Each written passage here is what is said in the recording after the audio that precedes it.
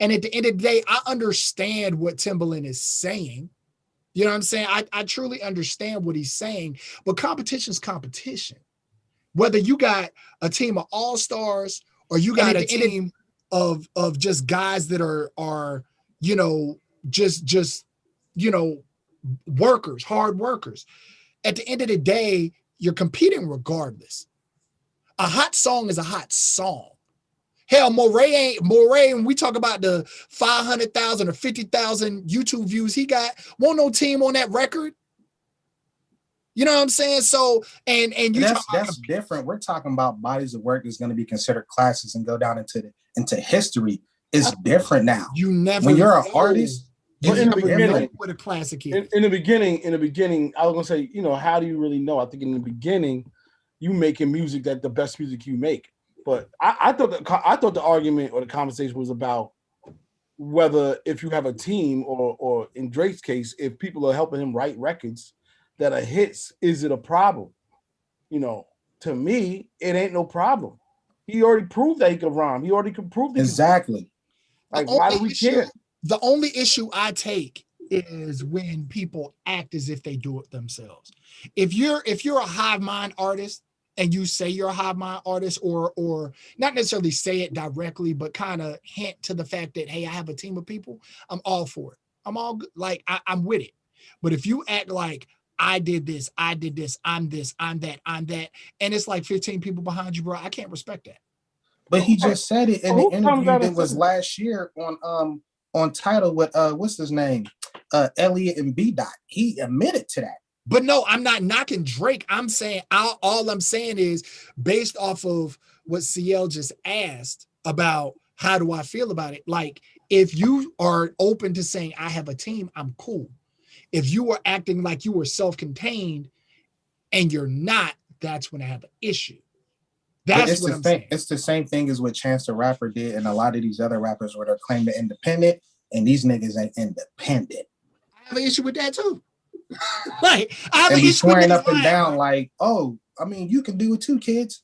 Nah, tell the truth. If you lying, I have an issue. That's what it comes down to. Like the dude, like the African dude. Like, dude, your dad is a millionaire. Like, you talking about Davey though? Yeah, his dad's a billionaire. Right, your dad's a billionaire, bro. You come from wealth. You can't sell me on the I'm an independent artist thing. Like, oh, hold on, I didn't know that. You didn't know that? Yeah, his dad's a billionaire with a B. Yeah, capital B, solid. Shit, shout out to put a fork in it. Shit. Now the thing is does that take away from his talent? No, it doesn't. No. It doesn't take away from his talent. It doesn't take away from the team he has. But don't act as if your independent level matches the independent level of somebody else. That's what I'm saying. Like, in an interview, be like, yo, I come from money, man, so I kind of lucked out. I respect you for that. Same with Chance and his dad and all those connections and stuff that he had. Right. Don't try to act like you didn't have that. I don't know, did he? Because I knew that story from pretty much. He did. He tried to make it seem like he came into this game independent and did all the kids like, oh, this is all you got to do. And yeah, you can just call up Apple. Nigga, if that was the case, trust me, a lot of people I know personally that I work with would have been did that stuff. But it ain't that easy. It's not. Because we'd be able to just tell the kids, hey, just call Apple. Anytime they come in here, like, yeah, we just trying to do this and do that. Yeah, call Apple. They'll give you a deal. All right. That being said, let's play the next record. These dudes came up truly independent, but we'll go there when we get back. I hope everybody wrote their bars, because that's some rap shit right there. You know what I'm saying? I don't want nobody writing that shit for nobody right there. And that's what I'm saying. There's a time when you're making a song that may require this team, because you know what? That person may got better, you know, they may have got to construct a melody better than you. It is what it is, but that's bars. Yep. That's straight up. That's bars and character with bars. Like, you got to be. Yeah. Like there's got to be some integrity behind that. Hell yeah. Whose rap stuck out the most to y'all? Luda, because he been gone the longest. Luda. Yeah, Luda. This motherfucker call it. He said he the daddy though. Who had the better verse though? Conway, man. Yeah. Or JID. JID. He nice. I got JID. I like JID. I ain't gonna Nice front. with it too. He was nice with it too. All of them dudes is dumb now. I mean, that was a dope record. Shout out to Conway the Machine. His album just dropped on I think Friday. LeBron been playing the heck out of that. Yo, that shit is hard. Hard, man. And they're connected to Rock Nation, right? Managed by Jay-Z. Yeah, Jay, that was a good move. I'm glad he did that. Mm-hmm. Managed by I mean, getting the love that they, actually deserve, like coming from Buffalo. Not easy, man. They repping too from Buffalo super hard. I'm like, yeah, that's what's up. What's cracking this week? Is we talking about the verses or what? Did everybody tap in or what? I did. Hey, man. Hey, I felt Method Man. He's looking like he's about to get emotional. I said, I feel you, dog. Hey, man. I'm gonna say it here. For real, because he knows X and he's did records with him and stuff. And I heard they actually had a decent relationship. So I could see him, you know what I'm saying? Like, dang, I'm hearing this and I could see where he would, Hey, I'm gonna say this right here, right now. Mm-hmm. I'm gonna take any flack to come with it because I don't care. Method Man is who Method Man is. But I'm sick and tired of people acting like Redman is not Facts. who the hell Facts. Redman is. Like Facts. Redman to me, I've always liked Red more than Meth. Like I always have. It was just always something about Redman that just stuck out to me. Like he's that dude, man. And so like I saw a lot of people talking last night where they were like, yo, I didn't know about Redman. How did you not know? the catalog is crazy. How did you not know? Redman was Muddy Waters, like, come on, I'm bro. not even gonna knock nobody. Redman was actually on the scene first. Redman's first album is a bona fide classic. Yep. Second album, bona fide classic. Yep. Always original. Wasn't scared to talk about weed on songs. Showed And you he how to can roll a spit. blunt.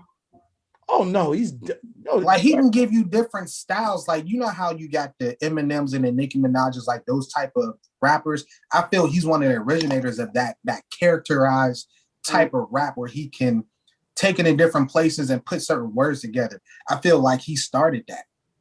Or at least he's one of the pioneers, I'll say. He is, and he's a true hip hop.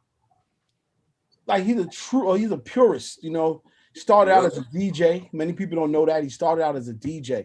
And he's a producer. And producer. But then also a super MC. You know what I mean? Gets down. Still looking. He's worked with a lot of people. I was like, dang, I forgot he did work with them. I was like, all right.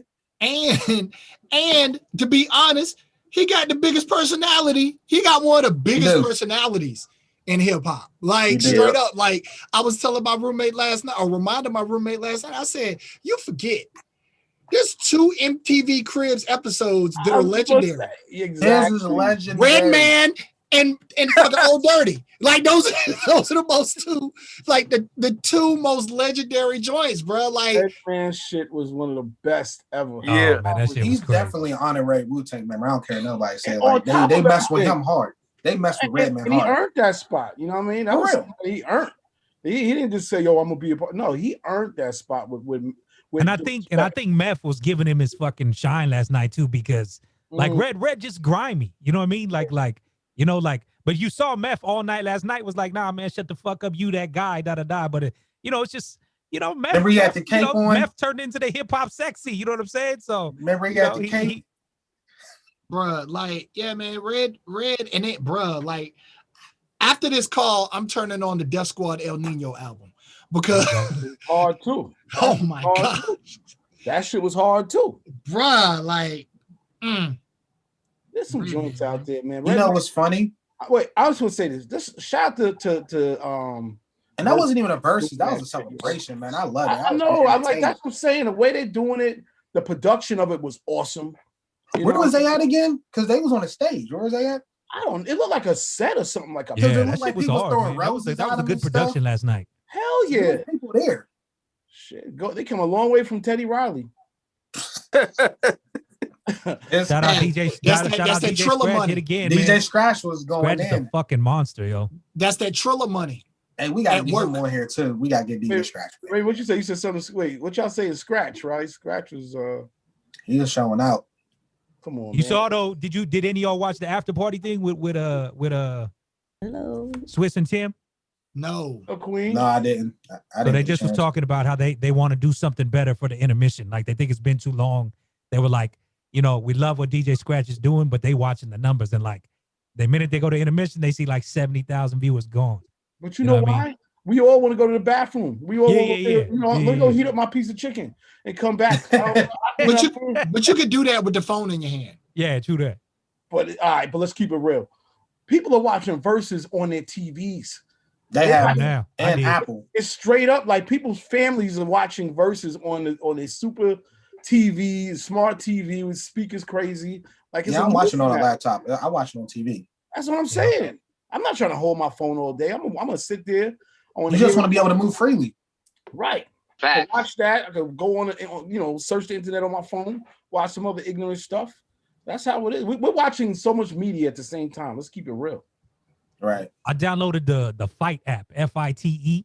I don't heard know if about y'all the up on fight that, app. but- Ebro in the morning was talking about that. Yeah, so that's actually how I watched the Fight Club, and then they got the verses on there too. So you can pick your interests on there, and there's certain shit, but verses is a part of it. So Fight. Oh, so they getting them bags, man. They doing deals with everybody. FITE. Okay. I'm gonna check out for that. Shit. Yeah. Thank you for the gem. Yo, what up, Queen B? We need something like that for Hello, this. everyone. What's going on, Queen? Hey, on some other shit, see, I tried to make my Coinbase account. That shit fucking up on me. Oh no, let me walk you through that, man. We can't have you throwing away money, bro. Yeah, Yeah, don't yeah. be like me, Yo, bro. did Nas not get the nicest bag this past week? Man, Oh man, Him Nas- and KD, I mean, Yeah. shit, bro. 100 Nas is mil? the quietest, maybe billionaire that we know. yeah, He for don't real. talk about No, it. facts. He don't really, you know, unless the media picks it up, he don't brag about it. This I'm not nigga saying still Jay look young. does. I'm not saying anybody else does, but he's just very out of the limelight with it. He don't really, Yeah. you know, he don't really. I didn't even know he had a Queensbridge Ventures company. I was like, what? Queensbridge, yeah, that's how he got in. He got Uber with that. I mean, most of the companies He they got the, their infancy. They The invest. doorbell app, all that. He been Bro, I remember I up. got to announce Nas at a show. This was out at the Peppermint Club out here in Beverly Hills. This was after Rolling Loud. You know, I got to bring him to the stage, and it was just like fucking, you know, he goes, look, man, before you go up there, don't say none of that legend shit. He's all, just don't say none of that like goat shit, da.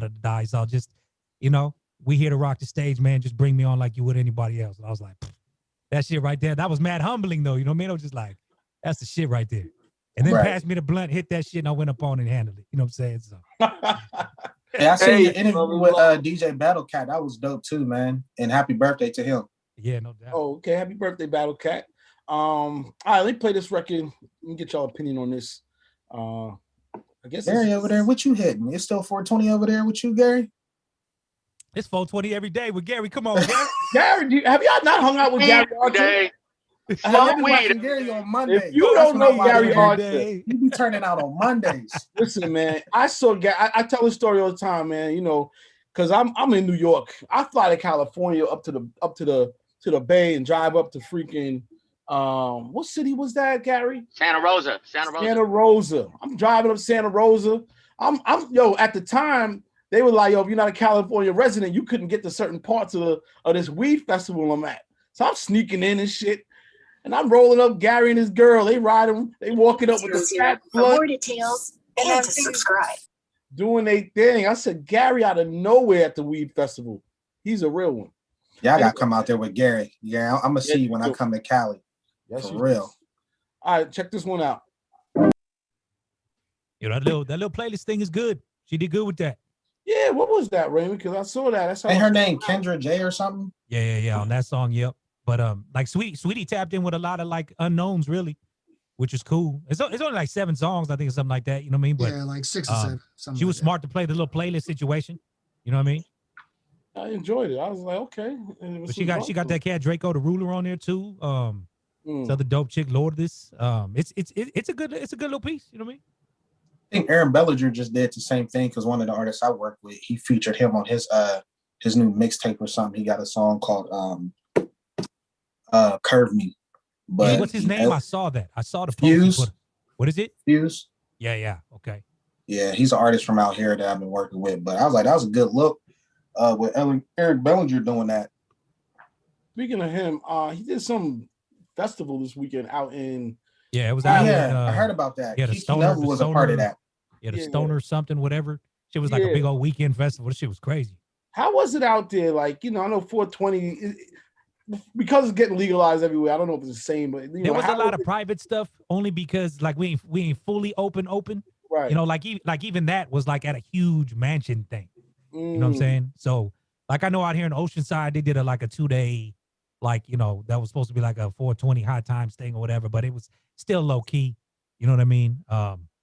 They just barely starting to get out there a little bit. So right. I got the first shot yesterday, y'all. So fucking How you Pfizer. feeling? Got the Pfizer up in me. Let me know if your arm starts to turn green or something. That just mean he turned into the Incredible Hulk. Exactly. My arm was just a little sore. My arm was just a little sore last night, but other than that, I've been straight. Nothing that grandpa's liquor cabinet couldn't help out. You know what I'm saying? Hey, question: is Rolling Loud going to be regular, or is it going to be like online or something? No, I think they're outside. It's just going to be limited. Oh, for real? Yeah, it is. Yeah, it is. And it's going to be it's going to be outside. They're already locking in up here. Can we go back to this? Can we go back to the what's the conversation? The vaccine. So Raymond's doing it. I got both. I got both of them over a month ago. I got the Pfizer twice. I got both shots of the Pfizer. Yeah, I'm fully for me and my wife and my grandmother. I take care of. She's 99. All three of us has had it over a month, and we're doing great. So Gary, are they telling you anything? Because they're saying we're gonna need a third booster in a year. Yeah, I mean, what they're doing is I just try to get information. So what I heard, the reason they're saying that's not even necessarily true. They're just preparing us if it is, because no one's had the virus, no one's had the shot long enough to even know, right? Yeah. So what they're trying to anticipate is to do a bunch of different studies, people with the vaccine, with people without, like how does it spread? Like what are the different ways it goes around, so they could actually be honest with how it, how it's going. The reason I was lucky enough to get the Pfizer, because I looked into it, the Moderna, even like the whole goal of the shots is to get your antibodies at a certain level. The Moderna takes more medicine to get you to that antibodies. That's why a lot more people like with Latins and shit get more sick off the Moderna. People with melanin in their skin, it fucks with them way more. The Moderna, at least like in my neighborhood alone, like the older people in my neighborhood, some got Moderna and they were sick. I mean, they pulled out of it, but I'm just saying that because it takes more of the medicine. And then you got the Johnson & Johnson, hella faulty of this is only 65%. Like, I don't know. Like, so I'm glad I got the Pfizer, though. I'm with that. Well, you know where I stand, damn it. Where do you stand, Biotic? Oh, I'm Johnson & Johnson when it come back. But that's, that's personal. Hold on. They're going through lawsuits. You want Johnson & Johnson? Uh-huh. Why? Listen, because just like Gary said, it's everybody's talking about the lower percentage, right?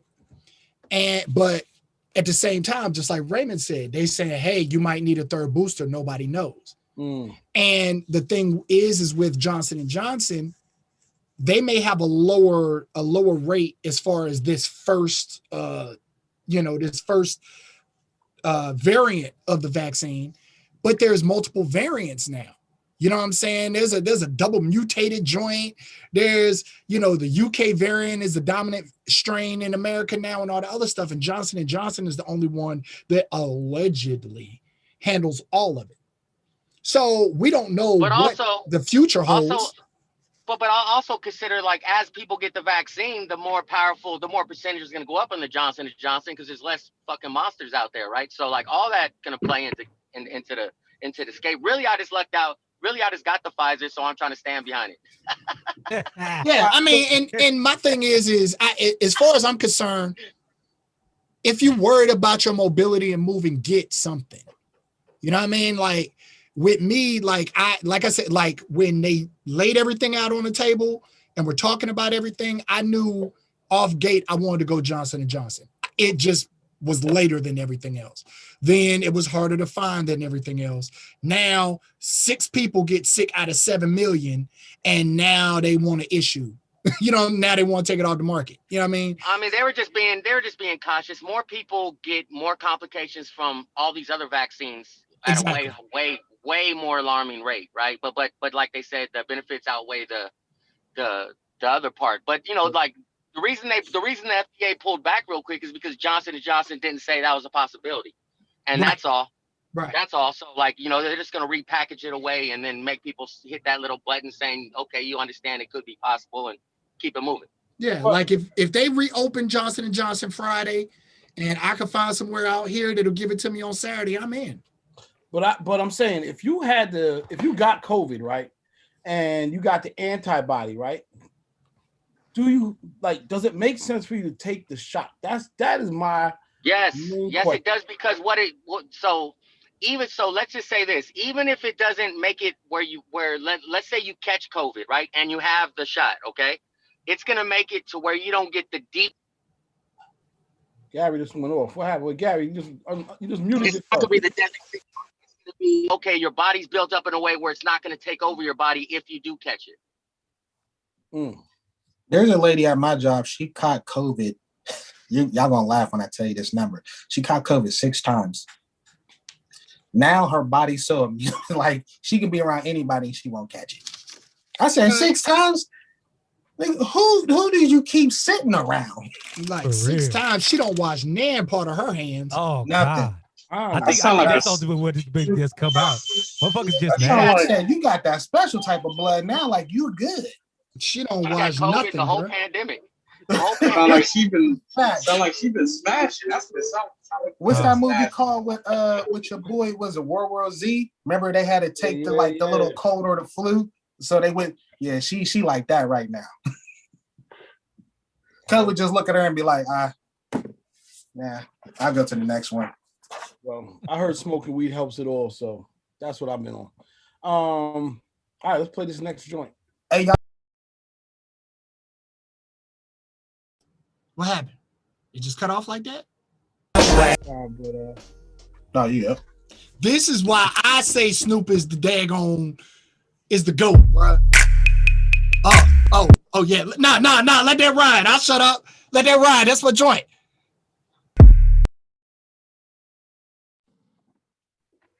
Yeah, Snoopy. Listen, man.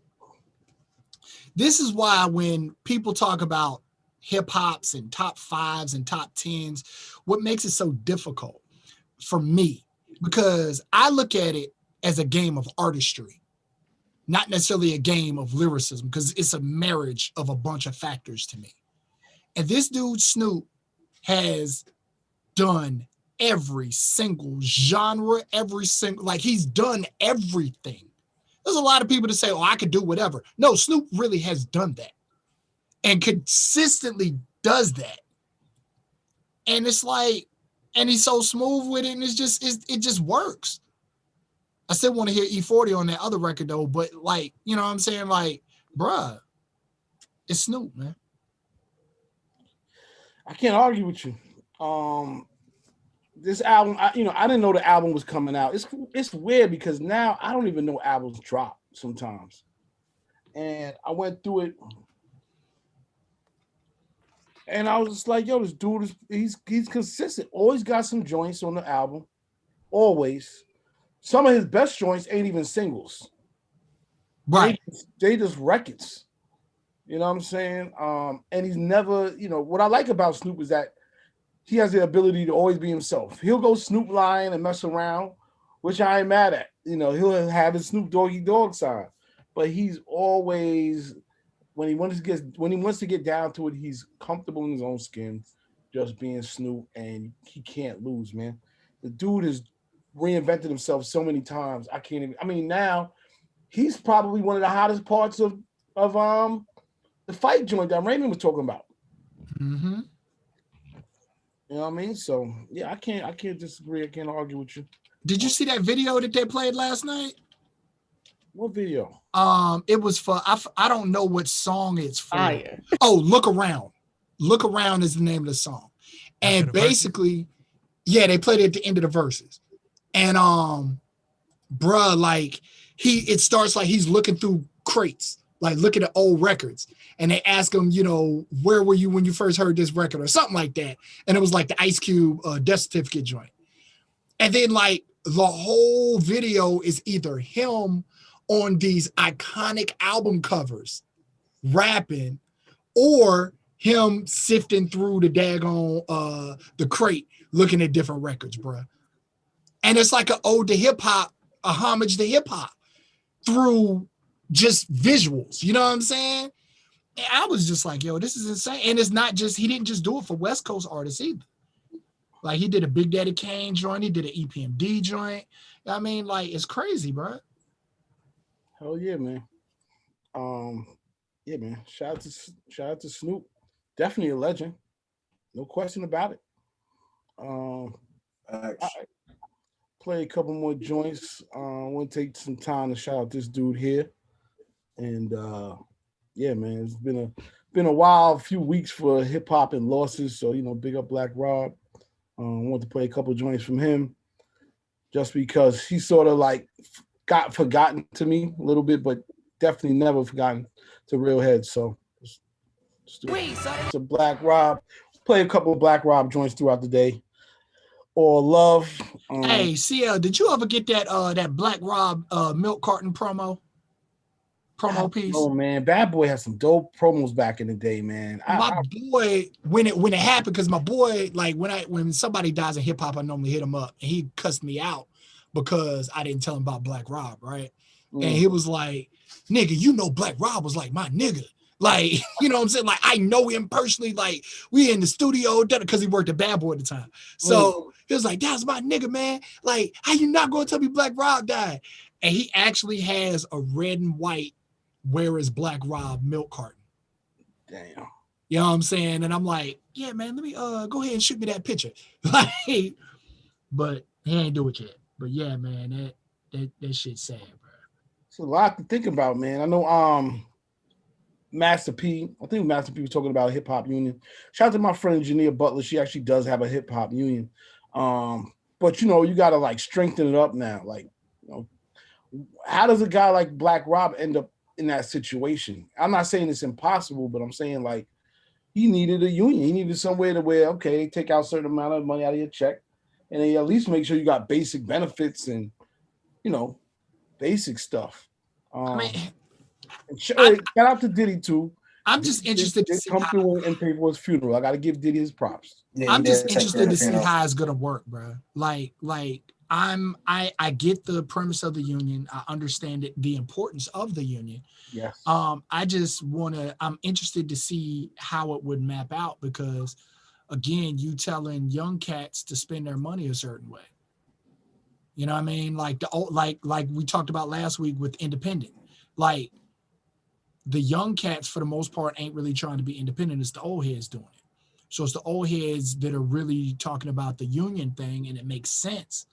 But then you trying to, like, we have to start educating these young cats about money. And if we did that, they wouldn't have to worry about a union anyway. But, you know. Yeah. First off, there's so much more information available now, man. You know, 10 years ago, we wasn't, 3 years ago, but 10, 15, let alone 20 years ago, the tools of being able to get information, like shout out to Earn Your Leisure. They make it easy for you to get tips on everything from credit to stocks, investing in properties and real estate. And we didn't really have that at our fingertips before. So education is a big part of it. Putting it into a system that artists can have access to, even if it's just a series of things that they just buy for artists and make them like watch some of these trainings, man. And not just artists, maybe it's like your whole team. So that somebody's like, yo, let me put pressure on my man to give up that $2,000 out of that $20 check he got so we can buy some Tesla or whatever it is you're into. But like an AARP program or something, like a hip hop like program where it's a resource. You become a member, and then there's a wide array of resources, like an employment assistance program. And if you need, you have 401ks. Yeah. Or any of that. But one of the big differences, or 403b. One of the big differences, though, is that in the music game you get residuals, right? From your publishing company. You still steady get a check. like in a regular job, once you retire, you're done. So that's where the 401k kicks in. You know, I saw something the other day. It was about some kid, some child actor that only did one movie, and to this day he still gets a $7 royalty check. Are you talking about Jason Weaver, who did Lion King? No. I'm not talking about Jason Weaver. It's like it was like an old movie, and it was a kid that only did one joint. Jason Weaver is getting paid as like hell off Lion King, but that's not what I'm talking about. But essentially, in the music game and in the movie game, based on, you know, these contracts and stuff, there is a residual income. And a regular job with unions like sanitation workers, police officers, things like that, once you're retired, you're retired. You don't get a check. So at what point, you know what I'm saying, that taking away, like that taking some of your money and stashing it for you later is great, but we're also in a different medium to where we have the potential to continue to make money without even doing anything. Well, this is where Nas was a genius. You know, he put together that Queensbridge Ventures, which it may not even been his whole idea, but he had somebody on the team that was like, yo, let's create a little venture capitalist, you know, and which was just really mostly just his money, maybe him and his manager or his man. And he has somebody on his team that's smart enough to be like, yo, I've been hearing about this thing called Lyft. We should probably buy some stock or talk to them about investing in the company, and let's get down. And they did it. And then they did it with Uber. And then they did it with freaking everything else that they got. The Ring doorbell, yeah. Ring doorbell. Is that Steve Stout behind all that? No, that was it was another manager by the name of Anthony, oh man, I forgot his last name, but let me see if I pull it up. But Anthony is his manager that put that system together for him, which was dope. But I hear what Queen is saying is actually ill, just to have an AARP type of system. You know, obviously you don't call it that because ain't nobody want to do it, but Anthony Saylor, that's his name. Shout out to Anthony Saylor. He actually put together that whole thing for Nas. But you know, but they're just dope. But he just got some bread though too. Not to cut you off, Steve Stout. He got that $50 million deal with Apple. Yeah, he getting it to the bag as well. Yeah, he is. Definitely. But what I'm saying is that if you don't have somebody that's smart enough on your team to like lead you in that direction, then you need to go get some tools like Queen is saying, where at least you can put yourself in a position where, you know, you won't get so jammed up, because you know how music is. Music is, you're hot right now, but as soon as you ain't hot, you cold. That check just starts dwindling down. And some people they've been so dedicated to this. This is all they know. So they start panicking as soon as they see, you know, that statement comes in, and it's like, you know, it went from 50,000 to 5,000. It's like, right. Yo, I still got $25,000-$30,000 worth of expenses, and I think to adjust. Now I'm underwater. And the other thing too is like, especially now, it's a lot easier because, you know, with the tech boom, you know what I'm saying, and being able to invest in certain tech companies and having, like you said, the foresight to get in with this company or get in with that company, help this company, you know, cruising Kickstarter, you know what I mean, and seeing who got a good joint on Kickstarter and then contacting them directly type situation. It's way easier now. But at the same time, you know, Nas was extremely fortunate. KD was extremely fortunate, because just like with stocks, just like with crypto, folk take losses. Everything don't work. You know what I'm saying? If you don't have it, like if you don't have it to lose, don't put it in. And you know, that's at the end of the day, everybody has it to lose, to the extent as in, if you spending $100-$200 a week on food, or you buying all these random shoes, just take that money, investing into the company. But no, in situations like that, like in situations of the Uber and those joints, you putting up stacks. That ain't no, hey, I just want to put $100 in. No, you putting up racks. Like you putting up money that, you feel what I'm saying? Like, if you're investing in that, you got to have a significant amount of, you know, because they're doing those seed rounds, right? So they're raising every time, you know, to try to get a bigger, you know, series round or whatever. So yeah, you got to have money to be able to invest. But the thing about this whole investing stuff and having your money in, and I read this in Richest Man in Babylon, like one of the best lessons ever, is that we're all gonna generate some income somehow, some way. Some people are, doing big things. Some people are freaking collecting bottles and turning them in, and they're making some form of money, right? And the thing is, like, there's a certain structure that comes to savings and living. And the first thing they tell you is the first 10%, a minimum of 10% of what you make on any type of deal is yours to keep. AKA that 10%, first of all, you're not going to feel 10% missing. You're going to spend 10% on random stuff, going to, Kmart or going to freaking, the bar or whatever. You're going to burn up 10% of that money so quickly that you wouldn't pay attention to it. So the first 10%, you're supposed to take that in whatever form you need to and save it. You know what I mean? And that, no matter what income you make, 10% of it, you make $20, $2 out of it needs to go into a place that you don't touch. Period. End of story. And that's supposed to be a golden, like a golden purse, a wallet, something that keeps on building no matter what, because you're never going to touch it until you have an investment that's worthy of you putting that money in, that's going to make you more money, make your money work for you. But that's like one of the basic rules that, is not taught. Now, the other money gets broken up between your bills, and then you have to actually live your life, which is factored in also. But 10% of everything that you make is really yours to save and keep. Minimum. If you could do 20, you do it. Yeah, I was taught, or not taught, but told, live off 80% of your income.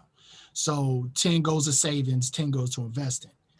And then, you live off the other 80, preferably 75, because you use 5% for leisure and whatever.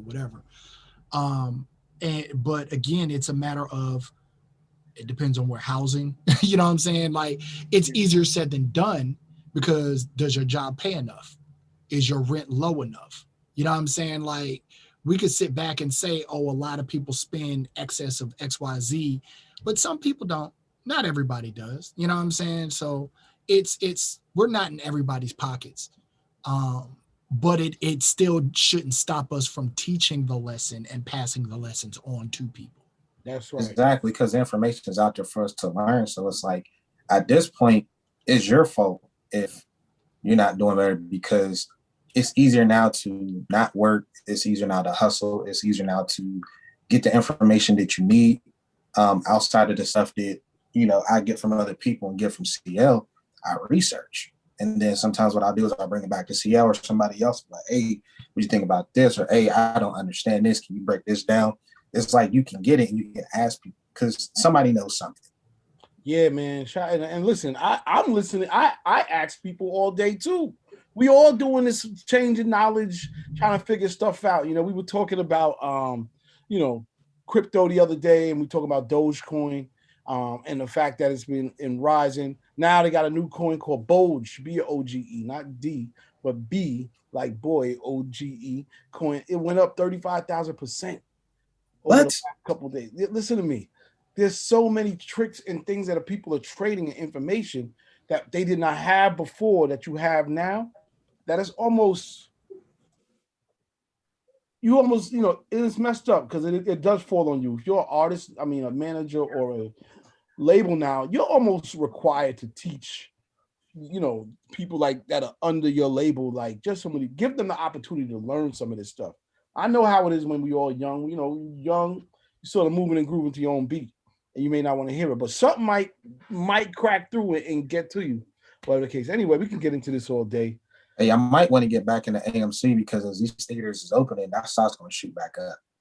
Well, we're going to come back. Let's talk about some stocks. Word up. I got some picks on the crypto side. So, hey, Digiwaxx daily picks. Hey, listen, man. Listen, I am not a what they say. I'm not a financial advisor. You know what I mean? But right.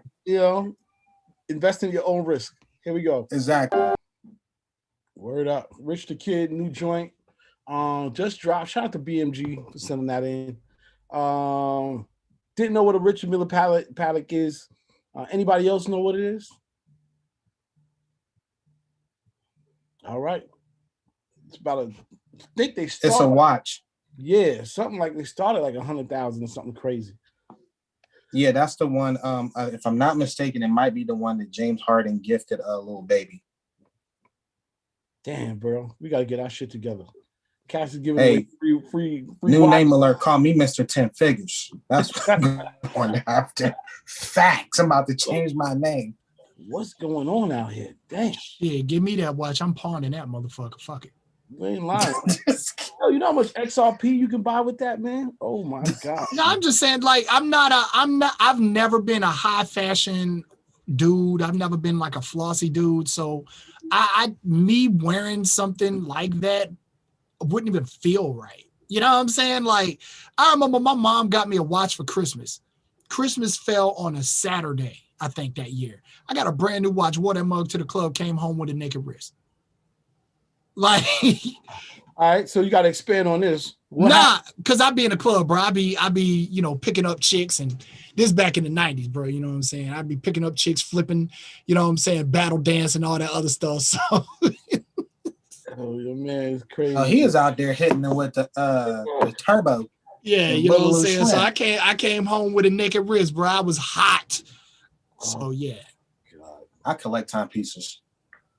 Like I wish I could. Like I see some hot stuff, but it's just not, it's not me. So, gifting me something like that thing might just sit in a case on a wall or something. Like, but you know what? You doing that, then it'll be like 10 years later. They'll be like, oh yeah, this watch now is appraised at like 2.5 million, and you got it. Well, there it is. I was just gonna say, watches go up. Some watches go up. They do. They do. So why not? You know what I'm saying? I'm not mad at the assets. Shout out to everybody in the asset class. Shout out to DJ Megan Wright. She just dropped her album.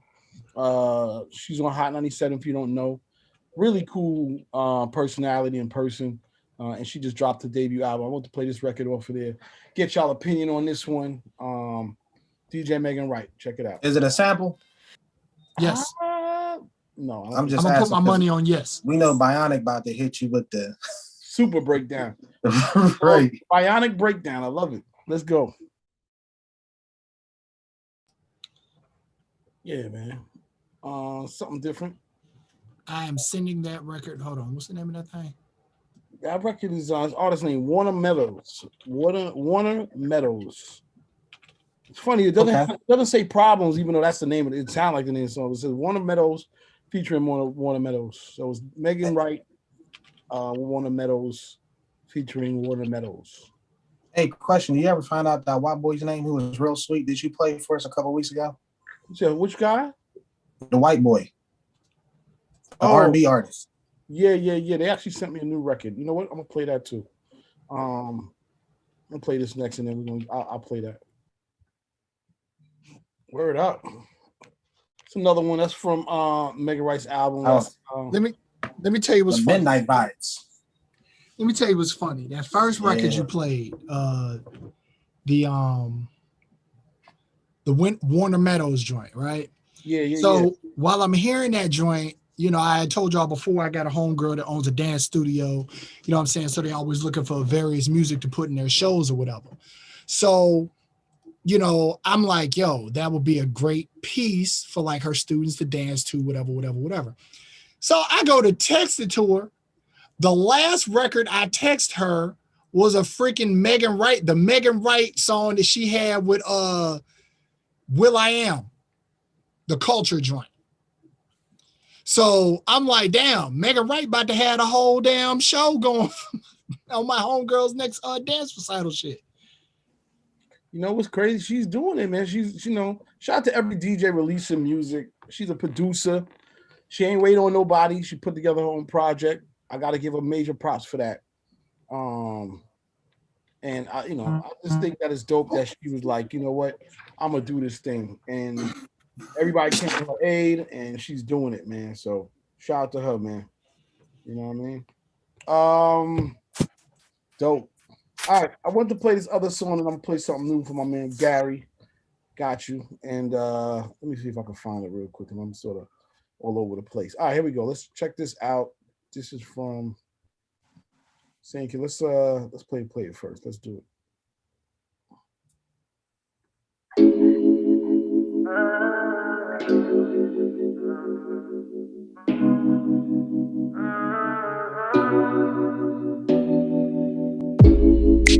It ain't the same for me.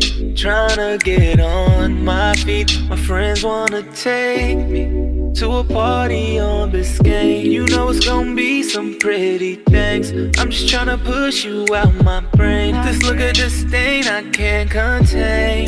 Hey, out of the function without you, but I can't function without you. Not having fun here without you. Baby, I'm done with trying to doubt you. You got me out of whack. Need you to hurry back.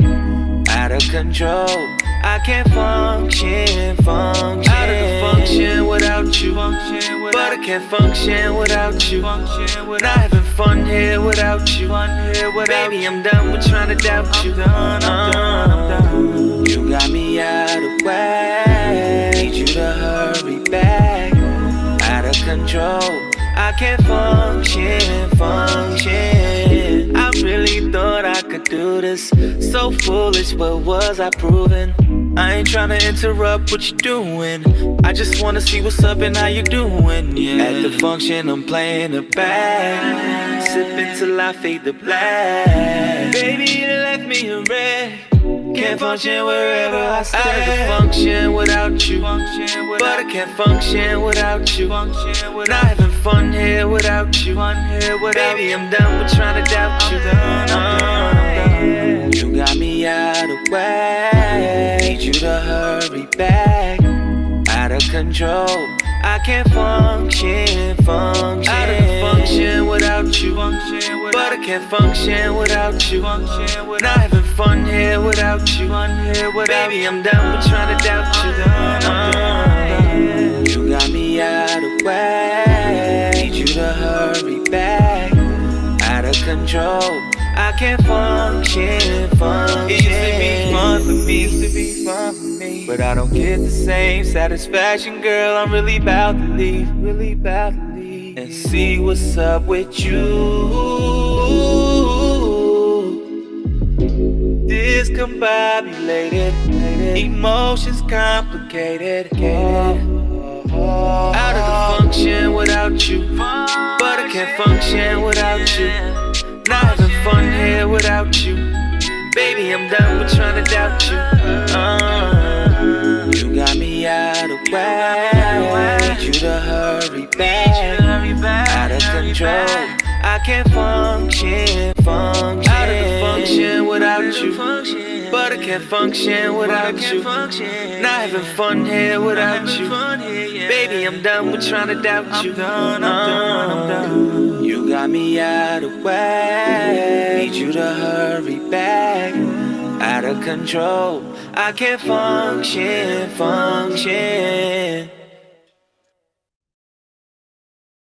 And there he is, B.I. Yeah, man, young, talented, whatever, R&B with the flavor. So, a lot of good records this week that there's people been dropping. One thing we didn't talk about was George Floyd and the conviction yesterday. Shout out to the George Floyd family. I know it's supposed to be a celebration. I think it's a win. I don't think it's a celebration because within the same hour of him being let off, being carted off to jail, another 15-year-old girl was shot and killed by the police in Legend's hometown of Columbus, Ohio, which is just... Yeah, the details about that are very sticky and they causing a lot of problems. I don't see nothing sticky. It happened in my aunt's neighborhood. The girl was getting jumped by 3 girls. She called the cops for help. She had a butter knife on her. The girls were trying to jump her. The cops pulled up while the commotion and stuff was going on, and he shot her 4 times in the chest. And basically, the girl had to die alone with the cop who shot her standing over her. Now, I have 3 relatives who are in law enforcement. My uncle's a cop out here. My dad's a cop in New York, or retired cop from New York. And my aunt, she's a retired FBI agent from Manhattan. And so with those situations, you easily can pull up, use the microphone and say, hey, everybody calm down, put the knife down, whatever, or get out and say it with guns drawn, or have the tasers out, or have the pepper spray. And you didn't have to shoot her in the chest. If you're going to shoot, you could have shot her in the leg. Trust, when you get hit by a bullet, you're stopping whatever you're doing. When you hear the gun go off. But exactly, you could have done a warning shot. But here's the thing. Here's the other side of that. So, and I didn't watch the video, and I'm hearing a whole bunch of different accounts. So I don't know what's true, what's not, what somebody at the scene said to try to cover, what somebody at the scene said to try to lie. You feel what I'm saying? I'm just speaking at me at face value. Where did she call the cops from? She called them from the crib. My aunt was there and seen the whole thing. Okay, so she called them from the crib, then she went back outside? No, like she called him like on the cell phone. Okay, so she couldn't go in the house. Yeah. She couldn't get in her house. Because I also the girls were jumping or something like that. Because I also heard that like her father was there. I heard it was other adults there. You know what I'm saying? That didn't try to break it up or stop anything. It's for me, the loss of life is always serious. Hell yeah. Loss of life is always delicate. The problem is that we at this point should know we have what we want police to ideally do, but when have they ever really done that? You feel what I'm saying? When do we ever really hear the stories of police ideally doing this? This is the second cop in 2 months to kill a teenager because remember the story about the parent that called the cop on their kid because their kid was acting up, and then the cop shot the kid. You feel what I'm saying? Like this happened like a month or two ago. It's like just saying, it's like we get one, we lose 20. You win one, you lose 10. And that's what me and CL was talking about earlier. But you know, I'm just on the tip of like, look, man, we have to take certain things. We as a people have to step in. Like something that I've been against from us is a lot of people be on that whole mind your business, don't worry about this, don't worry about that. But then when a situation like this happens, people are like, oh, well, where are these people? Nigga, didn't you say mind your business? Now you want other people to step up. Like, where is the line drawn? And so again, like as far as the shooting aspect and the winging somebody or the kneecapping somebody, it sounds good on paper. But any firearm training course they tell you aim for center mass. Now, granted, too, the cops should have a little bit more training. But no, their training's different. Their training's different, and that's what I like to do too. If we can I can ask my uncle to come up on here or my dad who's retired, but their training's different. You're not. He shot to kill. If you're shooting somebody in the chest 4 times, that's assassination. You're killing them. They're not surviving that. I'm sorry. I think now. Yeah, go ahead. What me and CL talked about earlier is, yes, what I do agree with was the adults who was around, y'all should have stopped that. I told him, I said, my sister is the same age as her. If she getting jumped, I'm stepping in. If I see a girl getting jumped, I'm stepping in, especially if it's 3 of them. Or you know what I'm saying? Like, no, I'm stepping like, y'all fall back. But that part, I definitely felt that should have happened. Now, of course, since that didn't happen, you had way more than one option as far as in just shooting this on the chest. I'm sorry. You had way more than one option. And you're telling everybody to stand back. Now, what's going to happen is, and I'm not, no disrespect to any of the parents who didn't lost their kids to violence, but what's going to happen is they're going to mess with the wrong parent and they're going to say, F this, and they're just going to start taking out the cops. I mean, I've been saying that needs to be like ever since George Zimmerman. Ever since George Zimmerman, I'm like, all them hood cats in Florida, man, why is George Zimmerman still alive? We look soft. I'm sorry. Jay-Z said streets is done. I've been saying that for years, man. And you know, we talk about the court system and blase blah, and the accountability and this, that, and the third. And I'm just like, yo, now I am not by no means sitting back saying that, you know, we should take the law into our own hands. However, it's a whole lot of people that talk that ain't walked it. So which one is it? This goes back to me earlier when I was like, yo, people just need to quit lying.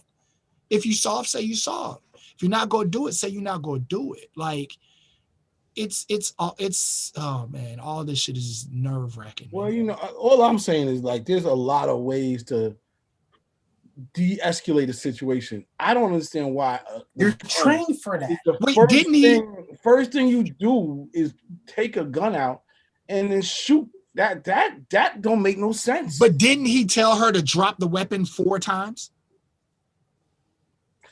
I don't know. We have to go back and play it. Like I said, like I'm hearing other people's accounts. But let me ask you this: even so, right? If I'm a cop, right, and you know how it is, everybody's yelling, got these girls yelling. There's a lot of chaos going on, right?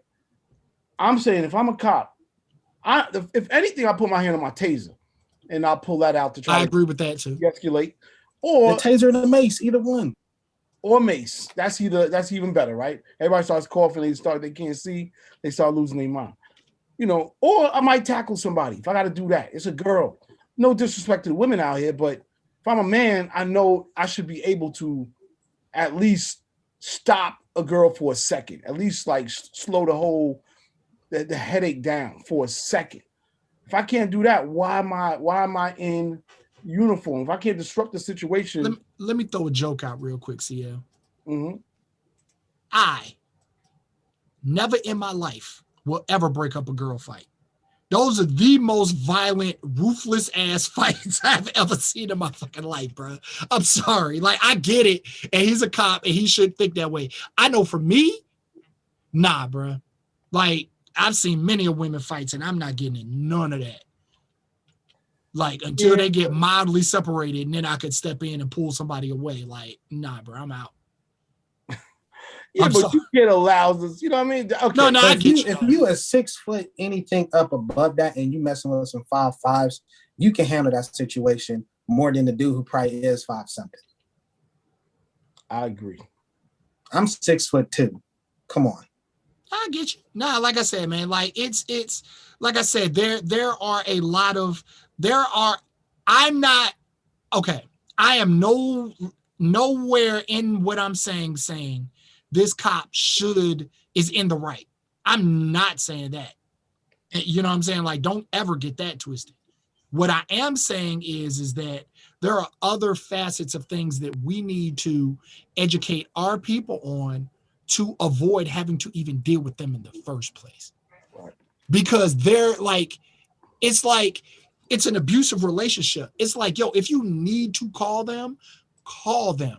But if it's something that we can logistically handle, or something that, you know, like, come on, bro, just handle it. No, or fair, but like, all right, but let's go back to really what happened. My point is the cop in the right or in the wrong? I feel like he's in the dead wrong. I feel like he was in a lose-lose. Again, I was in a lose-lose. I haven't watched it. His life wasn't even in danger. It wasn't like he wasn't in danger at all. Well, when based on the microphones inside the cars, they can pull up and say, "Hey," they can speak through the car. You didn't even gotta get out the whip. I got you. And then from there, you can decide, give yourself time of how to maneuver depending on what they do. But to get outside the car, you scream, and some girls fighting, and then you just start letting off rounds, technically in the midst of a few people being there. Like, come on, bro. It's a kid. It wasn't no grown woman, no nothing. Like, right, bro, you know what you're doing. But at the same time, how many times when you was 15 you got into a fight? I know I got into a lot of fights when I was 15. At the same time, too, though. Like, from what the stories I'm hearing. Old girl, now you say it was a butter knife. You were the first person I have heard say butter knife. You're the first. Wait, you know what it is? You got to see it, because the other thing. Yeah, watch the video. Here's the other problem. Here's the other problem I have with it. When you play the reverse game, meaning if the cops were black and the girls were white, and it was a white neighborhood, would it have happened? I wouldn't care. But it's amazing because when you think about it, if that was the case, I really wouldn't care. I don't know. I've seen a lot of like, you know, killers with guns get put into cop car before they got shot. You know what I mean? You hear about the dude who like ran that, to the police station with the hammer and was knocking cops out and they detained him? That's what I'm saying, bro. Like, come on, bro. That's why I'm like, you can't sit up here and say, come up with the devil's advocate when white people have done way worse and got detained. But at the same I'm not trying to hear that. But see, this is the problem with that mentality too. Like, people are so quick to say, yo, this happened and these people can do this and so on and so forth. Dude, I may be able to cuss you out, right? I'm me. You have a relationship with me, whether it's based off of just this, whether it's based off of us being black, whether it's based off of us both liking music, producers, whatever the case may be. But let some random person cuss you out, you might just straight jaw. No questions asked. And so a lot of times we want to bubble all these officers into a particular situation or a particular case where I tell you now, if that hammer thing would have went down in Durham, they would have lit him up. Like the cops would have just lit him up. Like you can't, it's not a even keel situation. So again, I'm gonna say you should watch the video and make your own judgment call. 2, I want to move on from this because let's go. We're gonna talk about this and be into it till we go get bottles and start talking for real. All right, so I wanted to show everybody. I know we've had a lot of discussion on NFTs and what is an NFT and how do you monetize an NFT and why is it important? All of these questions. So I wanted to show everybody today exactly, what an NFT looks like or what it can look like, how it works and how you can make money from it and some of the principles around it if you're not familiar. So first and foremost, an NFT is an acronym for a non-fungible token. And what it means is that, I'm going to use a couple of just quick ways to break it down, but it just means that it's the opposite, obviously, of a fungible item or token. So fungible tokens are like Bitcoin, Litecoin. Most of the coins that you see on Coin Market Cap or tokens that you see on Coin Market Cap are fungible tokens, meaning that you don't have to have or buy a whole token to own it. It can be broken up. It can be sent in pieces, in Satoshis, if it's Bitcoin, which is a micro piece of Bitcoin, and moved around the world, right? But with a non-fungible token or asset, it cannot be broken up. It cannot be separated. And in this case, just like fungible tokens, each piece of crypto you move, it has a unique identifier that's attached to it, right? So we're talking like a unique identifier. In this case, is an Ethereum address, right? That's attached to it. It's a unique identifier. It's something that only can connect to this piece of art or this piece of work, right? And what that does is when you put a unique identifier on something, right? It means that this is a 1 of 1, or however many you want to make. You could do 10 of 10, 7 of 7, 100 of 100, 1,000 of 1,000, but each one will have a unique ID. The less you do, the more valuable it is. So in this case, a lot of NFTs, people can decide how many NFTs they want to give away of a certain project. Now, in this case, shout out to Currency and Jet Life, who did 420 NFT drop yesterday. We helped out with Bondly. Shout out to Bondly, Eric, my boy Eric Mendelson. And what we did was we did a launch with Jet Life on their site for a certain amount of NFTs. And people wonder, well, what's the big deal? Well, the big deal is that with this, which I'll play as we go.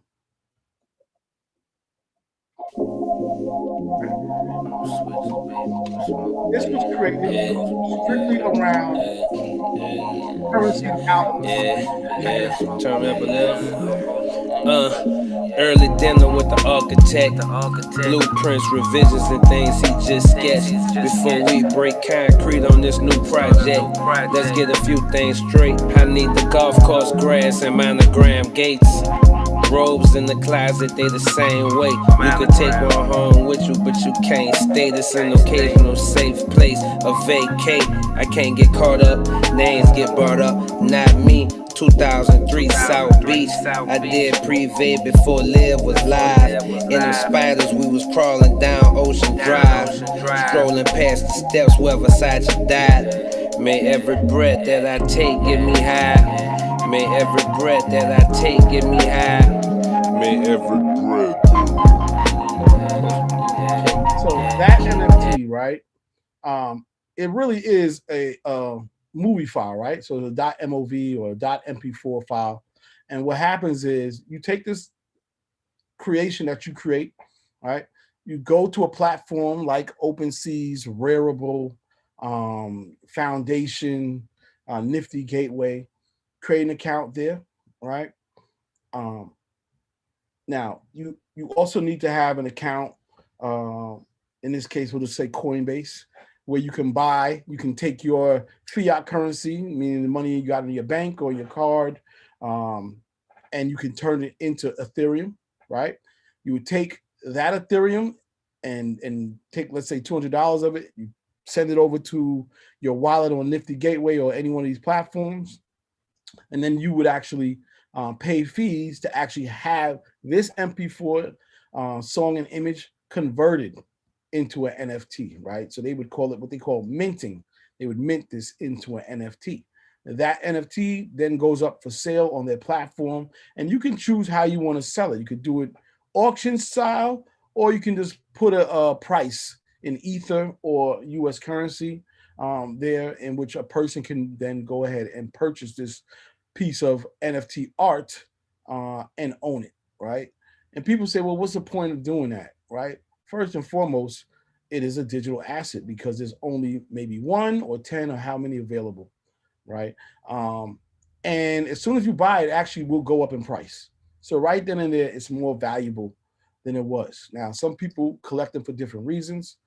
Some reasons are people really just want to have NFT collections because they know that the digital art is valuable and will grow in value. Some people collect NFTs to flip them, to resell them. They'll take it and then they'll put it right back up on another platform in a week or two, sometimes days, and that price will go up. You can automatically sell it for more. Some people hold them because they have bigger projects.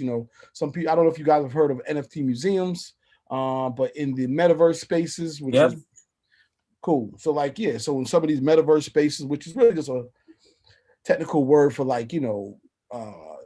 virtual reality realms, we're talking about Decentraland, we're talking about what's probably going to happen in the future with Oculus and what they're doing, but being able to experience these NFTs by paying maybe some type of fee to be able to go in a room so where you can see whoever's collection of NFTs and whatnot. But the reason why I want to bring it up is because I know we spoke a lot about these things, and a lot of times I know people don't necessarily know what's taking place. But the point I'm saying is that if you're a creator, this is simply money for you to have. By sharing your art with monetizing it, and still retaining the rights to the art after being sold. I feel like I can't lose. Matter of fact, I know it's true. I'm the album, I'm the interlude, I'm the motherfucking groove. How could she not choose? I feel like I can't lose. Matter of fact, I know it's true. I'm the album, I'm the interlude, I'm too motherfucking smooth. How could she not choose? Absolutely not you. I'm completely too cool. I'm extraordinarily hard to find. I'm always dropping jewels. The game I wanted to give y'all a taste of that. One of the beautiful things about NFTs is that as a creator, when it's sold, no matter what happens, let's say Legend buys my NFT and he takes it and puts it back up somewhere else, you will always, as the creator that minted the NFT, get paid from it for the rest of your life. So if Legend turns around and sells it for 200 ETH, normally the creators will always get paid 10% of the sale from that point on. The initial sale, you make most, all of the money, minus what the exchange or the minting platform will take. You get to keep, majority of the bread. After that, you'll take 10% of the take, no matter, let's say Legend sells it and Bionic buys it. Bionic sells it, Queen buys it. Queen sells it, Ariel buys it. Well, whoever the owner is in the beginning gets 10% of every time it's sent around. So in other words, it can be an asset that pays you for the rest of your life. Unless you do some dumb shit like I did. Well, you just didn't learn. You just need to learn how to actually finish the process, which I'll help you with. We've been doing a class. We've been doing this thing every other day or so, like every 3 days on Clubhouse called Blockchain Brilliance. It's my boy Jason Lewis, who actually taught me the game. He was one of the early people to teach me, period. And Absolute, aka Jason Armstrong, who's just a mastermind when it comes to crypto. And we talk about these topics and a lot more. I'm inviting any one of y'all to jump in at any time and come in and get some free knowledge, because at the end of the day, we gotta learn our power to make more money out of this thing. Like, there are a lot of opportunities. There's a lot of creatives right here on this phone. Obviously, Bionic, I-95 remixes, Legend. You know what I mean? James Brown, all these people, y'all are connected to Swerve, Gary. Everybody's connected to this music and tech space, right? And with that being said, this knowledge is a lot of power. There's a lot of ways for y'all to put people together. Let's say a really dope illustrator or a really dope graphic artist, and a dope artist that's like, yo, I'm about to drop an album. Hold up, while you're driving an album, which is what they did. Currency and them, they decided to release the album with some NFTs, and then they put the album out. Of course, they still own the rights, so they put it out on all the DSPs, Spotify and Apple and Live by Live and everywhere else it could go. So the bottom line is, this won't hinder your process with your content. It only helps it. So I just wanted to stop, give a quick NFT lesson. If anybody got any questions, feel free to ask right now. But I just wanted to show you how simple it can be, but how much you can gain from it by just getting creative. You know what I mean? Yeah, I think I'm going to pop in one of those rooms, because a lot of my remixes, I make the album covers for. So I'm really, you've been talking about it, and I'm getting closer and closer to doing it. Just start investing more time into it. Well, let me tell you what not to do. All right. Let me tell you what not to do. I minted an NFT last week, and I did it through MetaMask. Through MetaMask and what's the name of the other site? OpenSea. Okay, OpenSea. So the OpenSea account, I started cool, and it was like, hey, you got to attach a wallet to it. Boom, boom, boom, boom. Now you can get on OpenSea, no problem, but you can't quote unquote log in until you have a MetaMask wallet. So I signed up to the wallet, put my daggone password information in there. It's one, you got to have a capital letter, got to have a, lowercase letter, got to have a number, got to have all that, right? Put all that in, then they gave me a C phrase. Yes. And I said, I'll come back to this. Right. Don't come back to that. Because I minted my NFT and now I can't get back in my account because none of my password joints logged the password that I used. And I thought I knew what it was and I can't get in. And the only other way to get in is with that passphrase that I no longer have because I said I would come back and get it later. Well, I'm gonna tell you, one of the things that I teach, or we talk about, is how to protect your crypto. And part of protecting your crypto is writing down that 24. Well, I think we might have had a 12 phrase. 12, yeah. Password. Or what we call a 12 phase key, right? Writing that down in a safe place, not taking a photo of it and doing all of this fancy shit, because if it's in the digital world, it can always be stolen. But when you write it down, it's very hard to steal, unless somebody goes to your house, finds it, takes a picture, and they use it. But the bottom line is to write that down in a secure place. The other thing to know is that you really need to make sure that you I'm trying to get Knob in here. You really need to make sure that you use a unique email address for all your crypto. Okay, we were talking about this the other day in another room. Proton Mail is probably your best bet because of the benefits of Proton Mail. Check it out, read up on it. Start an account with that and use that for all your crypto endeavors, right? And change your password every so often, just so that people can't keep a beat on it. There's a platform, I forgot the name of it. Let me see if I remember. But there's a platform called man, what the hell is the name of it, man? Let me think if I can remember it. Anyway, this platform is dope because what it does, let me see if I can find it. Hold on. Oh, I've been pwned.com. Oh, have I been pwned? HAVEIBEEN pwned, PONED.com. That website, go to there and put your email. Hold up one more time. Okay. Have I been pwned? HAVE, the letter I. Put it in the chat. All right, let me put it in the chat. Facts. Word up. We're doing stuff primitively right now. What's going on, CL? But the bottom line is that with this platform, which I'm putting in here now, right? This platform here, you can put your email address in here, right? And it will tell you if your email address has been a part of a data breach, which is a huge deal.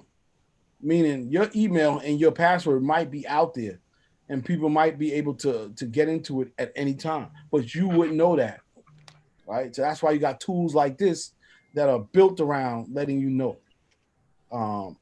But if you do that and your email's up in there and they say, yo, you got 11 breaches, 12 breaches, 5 breaches, yeah, you might want to not use that email address to manage your crypto. Real talk. That means somebody could be smart enough to wait for you to build up enough. They could be already using it and checking. Let's just check and see. Let me see what this brother got.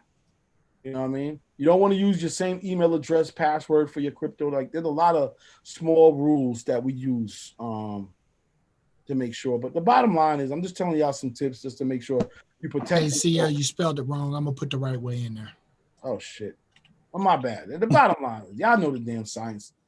Have I been pwned? There it is. I already know I got email data breaches, so. But anyway, I don't know if anybody had any more questions, but I'm just trying to put y'all on, man. Every week we come up in here, we talk about a lot of stuff and whatnot. The other thing I'll tell y'all too, make sure you start some of these new accounts for these new platforms that are popping off. Shout out to Bit what you call it? This damn, I forgot the name of it. BitClout. BitClout. There you go, BitClout. Start your BitClout account. Get in it now while it's early. Buy your own coin first. Again, you will have to turn some Bitcoin into it, but I know right now, there's some concerns about whether you're going to get Bitcoin back, but from what I'm hearing, they're about to attach the whole Bitcoin system to it, which means you get paid in Bitcoin for social posting. It's supposed to be a decentralized social platform, which could pay off huge if you're good with social media posts. Somebody like Bionic can just post beats and music, and people are going to be first of all, you get a new bunch of new followers, a bunch of new people You never met He before. been posting up some fire. Huh? Hey, appreciate He been it. posting up some fire. Him and 9-5. Y'all been putting up some dope content. So boom. So boom. Go to this shit and get paid. That's all I'm saying. Put it in the chat for me. Because I need some money. All right, big crap. Nah, y'all don't understand, boy. It's around here it's been ignorant, man. And here's the thing, right? So everybody's sort of going through that, and what's been happening, I'm saying that the world is showing you that the system that we normally would rely on, hey, let me just get this job, blah, blah, blah, that shit's not really, there like that. You have to become your own business, so to speak, and how you do that, there's a lot of ways you could do that. Content, obviously, is king. So, like, Infinity does her thing with these young girls, like, filming that, talking about that, whether even through Zoom, just being consistent with it, you get a following. And then you can begin to say, all right, well, let me open up a little merch business because everybody might want to represent my brand. Let me go ahead and start this YouTube channel that, start getting more views and I can get some money from advertising. Let me go ahead and do this podcast. Let me go ahead and do this and that. Before you know it, you got money coming in from different places, let alone if you sell a beat or let alone if you make a record and it takes off, you know what I mean? But just having your own micro economy for yourself is becoming damn near a must. And this is why I'm saying, like, artists these days, they do need a new education without question, because it's just, people are people. You learn certain things, that's all you know until somebody teaches you something else. But all right, I'm gonna get off my do a PayString account as well and the Decentraland. There you go. PayString account is a great one. Also, I think Unstoppable Domains. Unstoppable Domains. This is the way you'll be. CoinMarketCap, all them. Yeah, you'll be moving money around from place to place. Unstoppable Domains is $60 to buy your domain. But you own the domain for the rest of your life. You never have to pay for it again. It's not like you go to GoDaddy and every month they're like, well, it's $35 or whatever the case is. This is one time forever. Decentralized domains. So we can get into all of that. Let me get back into playing some music. Shout out to Gary in the building. Thanks for bearing with me. I just want to go left for a second just so I can show y'all, if you didn't know, what it looks like.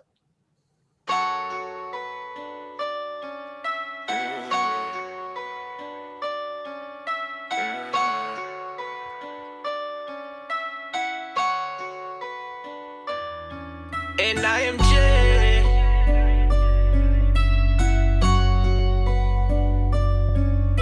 Stop playing with me.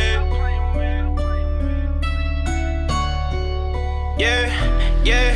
Bitch, stop playing with me. I coulda had some niggas come run in your spot. Bitch, stop playing with me. I coulda had some niggas come run up your block. So bitch, stop playing with me. I coulda had some shorties come lay your ass down. Bitch, stop playing with me. Them niggas always on go, they ain't playing around. Bitch, stop playing with me. I coulda had some niggas come run in your spot. Bitch, stop playing with me. I coulda had some niggas come run up your block. So bitch, stop playing with me. I coulda had some shorties come lay your ass down. Bitch, stop playing with me. Them niggas always on go, they ain't playing around. Bitch, stop playing with me. Couldn't let them do it to you, but we let them rock. Bitch, stop playing with me. Because you gave me every reason to get your ass dropped. Bitch, stop playing with me. But why would I let him touch you just cause you ain't no better? Why would I risk all this money that I could be making and just let you fuck up this cheddar? Bitch, stop playing with me. I want a new AP, you won't hear no TikTok. Bitch, stop playing with me. They tryna see a new wife, so they be on wristwatch. Bitch, stop playing with me. My niggas blow big gas like they live in a pit stop, making they wrist lock. And they get money cause we on a mission, won't stop till the shit stop. Won't say no names with the shit, can get dangerous. No niggas that rock with a Draco.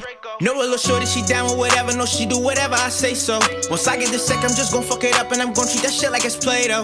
I'm not with the rah-rah, if it ain't about money, I'm telling them I still away go. So bitch, stop playing with me. I coulda had some niggas come run in your spot. Bitch, stop playing with me. I coulda had some niggas come run up your block. So bitch, stop playing with me. I coulda had some shorties come lay your ass down. Bitch, stop playing with me. Them niggas always on go, they ain't playing around. Bitch, stop playing with me. I coulda had some niggas come run in your spot. Bitch, stop playing with me. I coulda had some niggas come run up your block. So bitch, stop playing with me. I coulda had some shorties come lay your ass down. Bitch, stop playing with me. Them niggas always on go, they ain't playing around. Won't take no chances, I know that I go for my niggas with reckless abandon. Won't stop till I drop and I get enough money to just go and buy us a mansion.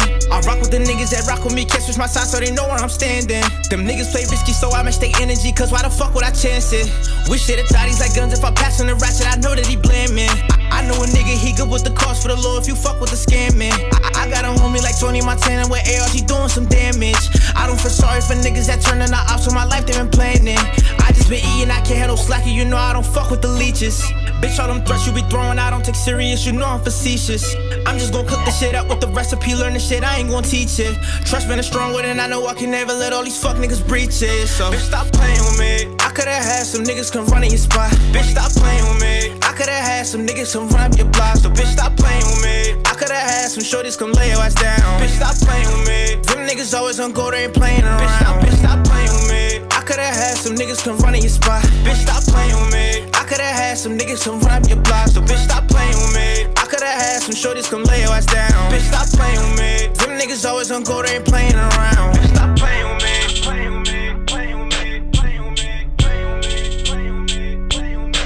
So, bitch, stop playing with me.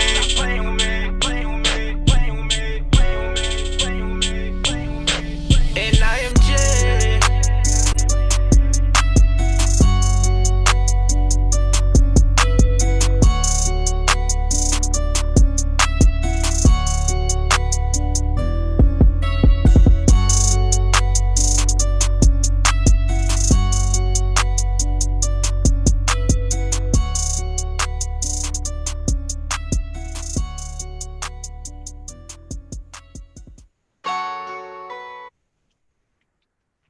Yeah, that nigga mad, yo. He upset. Man, hey, you gotta be mad sometimes. Stop playing with me. Tell people stop fucking playing with you, son. Damn. You ain't lying though. Infinity say you're gonna run up in somebody's house. That's not nice. Facts. Hey, speaking of running up in people's houses, if y'all get a chance, bro, y'all need to see the movie Nobody. Oh, fire. Nobody. It stars the dude. Man. It stars the dude that plays Saul from Better Call Saul and Breaking Bad. Oh yeah. I've seen a promo for it all freaking nice on my box. Okay. It's bro. It's foolish. It is straight foolish, man. You gotta see it. It's good. Mortal Kombat comes out this Friday. Yeah, I seen the trailer yesterday. That's gonna be I'm mad because it's like, okay, so because I hate spoilers and I hate people spoiling stuff, like I'd stay up and at 3:00 I watch Falcon Winter Soldier, and then when that goes off, me too. When that goes off, I watch Invincible, and then I go to sleep. Wait, hold on. What's Invincible about? Have you seen The Boys? Yeah, I love The Boys. Okay, so picture The Boys, but animated and with aliens. Yeah. That's a good summary. Because it's a superhero show based on Earth, but there's alien superheroes, you know what I'm saying? Blase, blah, so on and so forth. And it's a kid that gets superpowers. Like, you know, his dad's a superhero. His superhero powers manifest, and he's trying to become a superhero. And everything that comes with that. So Invincible, the comic book is actually by the same creator of The Walking Dead. So it's out there, bro. So my Fridays is normally 3 a.m. Falcon Winter Soldier, 4 a.m. Invincible, and then it's like, okay, do I want to stay up at 5 and watch Mortal Kombat before? Hold on, how you ain't put what's the name in there though? How you ain't put The Nevers is good too.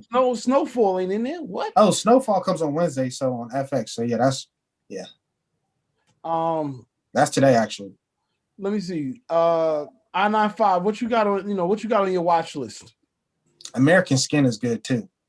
American Skin. Since the new job, nothing. I haven't been really watch American Skin. American Skin. Okay. They kill his son, and basically he takes over the police station, and black people basically like we about. Oh wait, I saw that. Yeah. John Q. He John Q that thing. Basically. Yeah, but he puts him on trial. That was dope. That was actually dope. That was deep. That dude has some great movies, man. What is it, Nate Rogers or Nate Parker? Nate Parker. They've been trying to shit on him because ever since he did what's the movie he did about Nat Turner? Ever since he did that, they've been on his back. That shit was good too. and he flipped it because the original title of that movie, the same movie, was the first of all, the super racist movie against black people. It was like the first movie they ever showed in the White House. And he took that whole story and flipped it. So it is what it is. Shout out to Nate Parker. And Fanny, what's your watch list? So I'm glad you asked me that. Since I have a toddler that's 2 years old, he has taken over my TV. My watch list is Super Wings, Paw Patrol, and PJ Maxx or whatever. But I get down with the PJ Maxx. This gives me ideas because when I watch these cartoons on YouTube and they have billions of streams, when I say billions with a B, not millions. Baby Shark. Therefore, we need to make music, hip hop music, on YouTube for kids also, because we're leaving money off the table. You know, they got a Hip Hop Harry where he's like, Hip Hop Harry, blah, blah, blah. My son watches it every day, all day, over and over and over. Talking about the bear? Yeah. Yeah. But it's an opportunity there. There's an opportunity there to make money in the hip hop industry, because when I look at, for one, most of the characters are not black. Like PJ Maxx, they don't have a black kid. They never play any hip hop music, and it's an opportunity to get money there in all ages. From now, my son is 2. He watches like the older kids' cartoons all the way down to the young kids, and there's so much money that we're missing off the table. So I got a book called Hip Hop Biz for Kids, which is a 80s book about how the hip hop artists made money in the industry, but it's for kids because they're kids cartoons. So I want to do an audio book. Somebody came to me and said they want to do a cartoon, and anybody that has beats or any other ideas, I think that's a part that us as a culture, we're missing that money, and we need to get a part of that money. You know what I'm saying? What pisses me off, anime. My old manager pitched that idea to me a few years back, and we talked about it. And it's a matter of, just like with anything else, it's a matter of getting on the inside, and getting to the people that have the creative, the decision making power. Because even then, it's like so many things are cliquish in a sense. Right. That does not mean that it is not possible.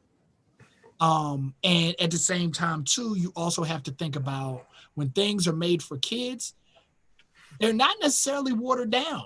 You know what I'm saying? Like I've done some stuff and heard some stuff, and people's like, nah, bro, that was too watered down. Well, it's for kids. Nah, like bring it as close as possible. The only thing that needs to change is the words.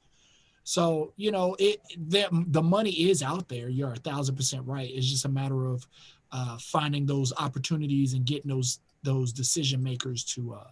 Well, when you say decision makers, what do you mean? Because on YouTube, you could drop your own stuff on YouTube. You don't need a decision from anybody. Right. Well, you're 1,000% right. So when I say decision makers, there was a situation I was in where this one girl had sold, her father had created a cartoon, and he sold the cartoon to Disney, or was in the process of selling the cartoon to Disney. In the process of selling the cartoon to Disney, they also wanted to include the music in there so that Disney could not come back later and say, okay, we have a team of people that we want to hire to do this. Right. So, well, this is just how I feel. When you look at Disney, that was a white man that started. He didn't really have a lot of money. He was broke, and he started that, and then now he's a billionaire. You know, that's just like how you have what's that new app that everybody's on? Clubhouse. That's owned by a white person too. You know, why can't we just start our own thing and own our own thing? You know, because we always depending on somebody else. I don't want you to have more than me, yo. Fuck that. There's that. But no, you're right. And you know, everything, a lot of people are about more talk than they are action. That's a fact. Right. And a lot of people also want to shoot for the moon, you know what I'm saying, without first thinking I need to shoot for the atmosphere. So when I say that, what I like that you said was, yo, bro, YouTube is free. I love that you said that. Why do I love that you said that? Because Issa Rae got her start doing YouTube shit. She didn't always have an agent. Right. Listen. She didn't always have, you know what I'm saying, all these whatever. She started on YouTube. But just like in here, we talk about, would you sign or would you be independent, blah, blah, blah. So many people are like, they see the money that's involved. They see the time that's involved, and that takes a wear and tear on them. So they either can't stay consistent or, like somebody falls off because it's like, yo, I can't afford to do this anymore. And so if those sponsorships aren't coming through YouTube, it takes a toll on people. Now, again, that's not a reason not to do it. That is not a reason not to do it. I'm gonna just say this. Anybody, honestly, and it sounds like cliche and damn near basic, but man, to be successful at anything, I mean, you could do anything. The truth is that it takes some dedication. It takes some real sacrifice. You cannot. You're gonna have to sacrifice. It is what it is. Meaning, like, you're going to have to focus and master this thing that you want. Because everybody's, like you said, Bionic, everybody started out with nothing but an idea and a lot of passion about it. And if that's what it is, and consistency, thank you, Raymond. Right. If you stay consistent and keep trying and really put the energy into making it better, learning, you're gonna get it, man. No question about it. Yeah, and this is the book, in case you want to see. Oh, what's that? Oh, that's the book you put together? Oh, that's dope. Yeah. Oh, wow. All right, we'll put that in the chat. That's Run DMC right there. Yeah. So, I mean, the list goes on. God Bless the Dead. They go to Fat Boys. It's hip hop is for kids. So, like I say, I'm one of those people where I like to do my own. I don't want to depend on Disney. But YouTube is a free platform, so I will work with that. So you can start out by doing videos for each one of those lessons right there, and you probably get a couple million views really quickly. Because what is one thing that all of us want to do? We want to put our kids on to what we learn, but we know they don't want to hear from us. But they'll listen to YouTube. They'll listen to TikTok. They don't that's what I am going to do that, but I do need some help. So if anybody's interested in helping, I'm all ears. So because there's no we in team, you definitely got, like you said, it could burn you out. You definitely need help. No I in team. Gotta have it. We ain't gonna blow you up. No I in team, The I and win. Nah, I'm just joking. Gary, you didn't really give us the lowdown on that record. Yeah, because we're talking about important shit too. So that's what crazy thing is, my childhood friend King Shamik, he's from New York, and then he moved to the Bay Area when he was like 12 years old, and he was like a part of a rap group called Red, Black, and Green. Fast forward 20 years later, I'm on Clubhouse and I run into my boy DJ Big 7 out of New Jersey, and I'm he's playing some records that I'm working. And I said, bro, why don't you send me a record, bro? I fuck with it. And he sent me that record. And I'm like, yo, this record's big, bro. I'm fucking with it. And then he says, yeah, me and my partner, King Shamik, da-da-da. I'm like, bro, King Shamik's my dude. So since that time, I'm kind of like grabbing it and developing legs all over the country with it. Flex played it. DJ Enough played it on 97 and Shay 45. I got Charisma playing it, Power 106 this week. Von probably going to jump on it. I'm just trying to spread it for real. I think it's a dope-ass meme record, dope-ass TikTok record. It's already got a couple thousand TikTok things, and this is just with nothing. You know what I mean? We just started pushing the record a little bit, and so I just want to bring it to you guys early, so if it makes sense at any time, it really helps my position. That's all. I was going to say, it sounded like an East Coast record, too. I was like, yo, he sound like he from... Yeah, he's... The guy's name is Tracy Sev. He's from New Jersey. He's a 20-year-old kid from New Jersey. He just turned 20. Dope. Put Redman on the remix. Let's go. Honor my man Redman. Word up, man. Show him some love. Let's go. All right, let's play some more music. Shout out to all the entrepreneurs. Everybody doing their thing. Something new from my man Dallas Austin off his label. Let me know what y'all think.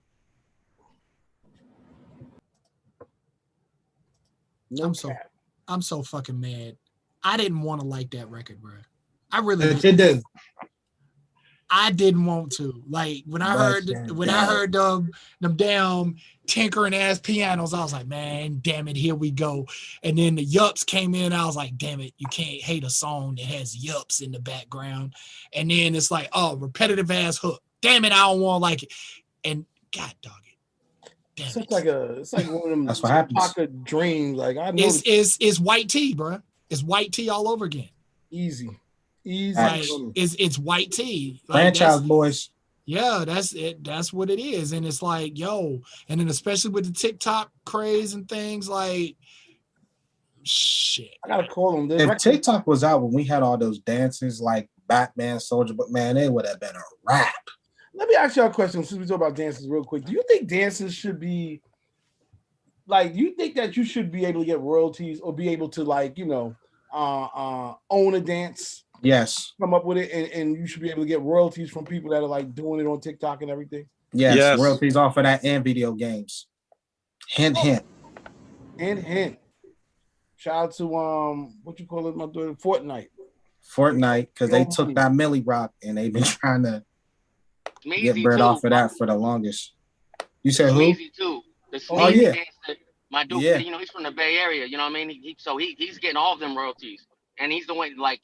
He's the only dude not part of the Jabwalkies that's part of the Jabwalkies. So he's been like, they helped him actually do what you're talking about. Helped him actually, they actually presented it to Fortnite, which in turn created a marketplace to be able to trademark and stuff like that. What you're talking about. Exactly. Or copyright. Well, whatever the terminology. They don't get paid is. though, Gary. You know that, right? They don't get paid. Like you can't. If you manage the artist, they came up with a crazy dance. It goes viral. Fortnite's on Fortnite. Your artist and you don't get paid for that. Is that right?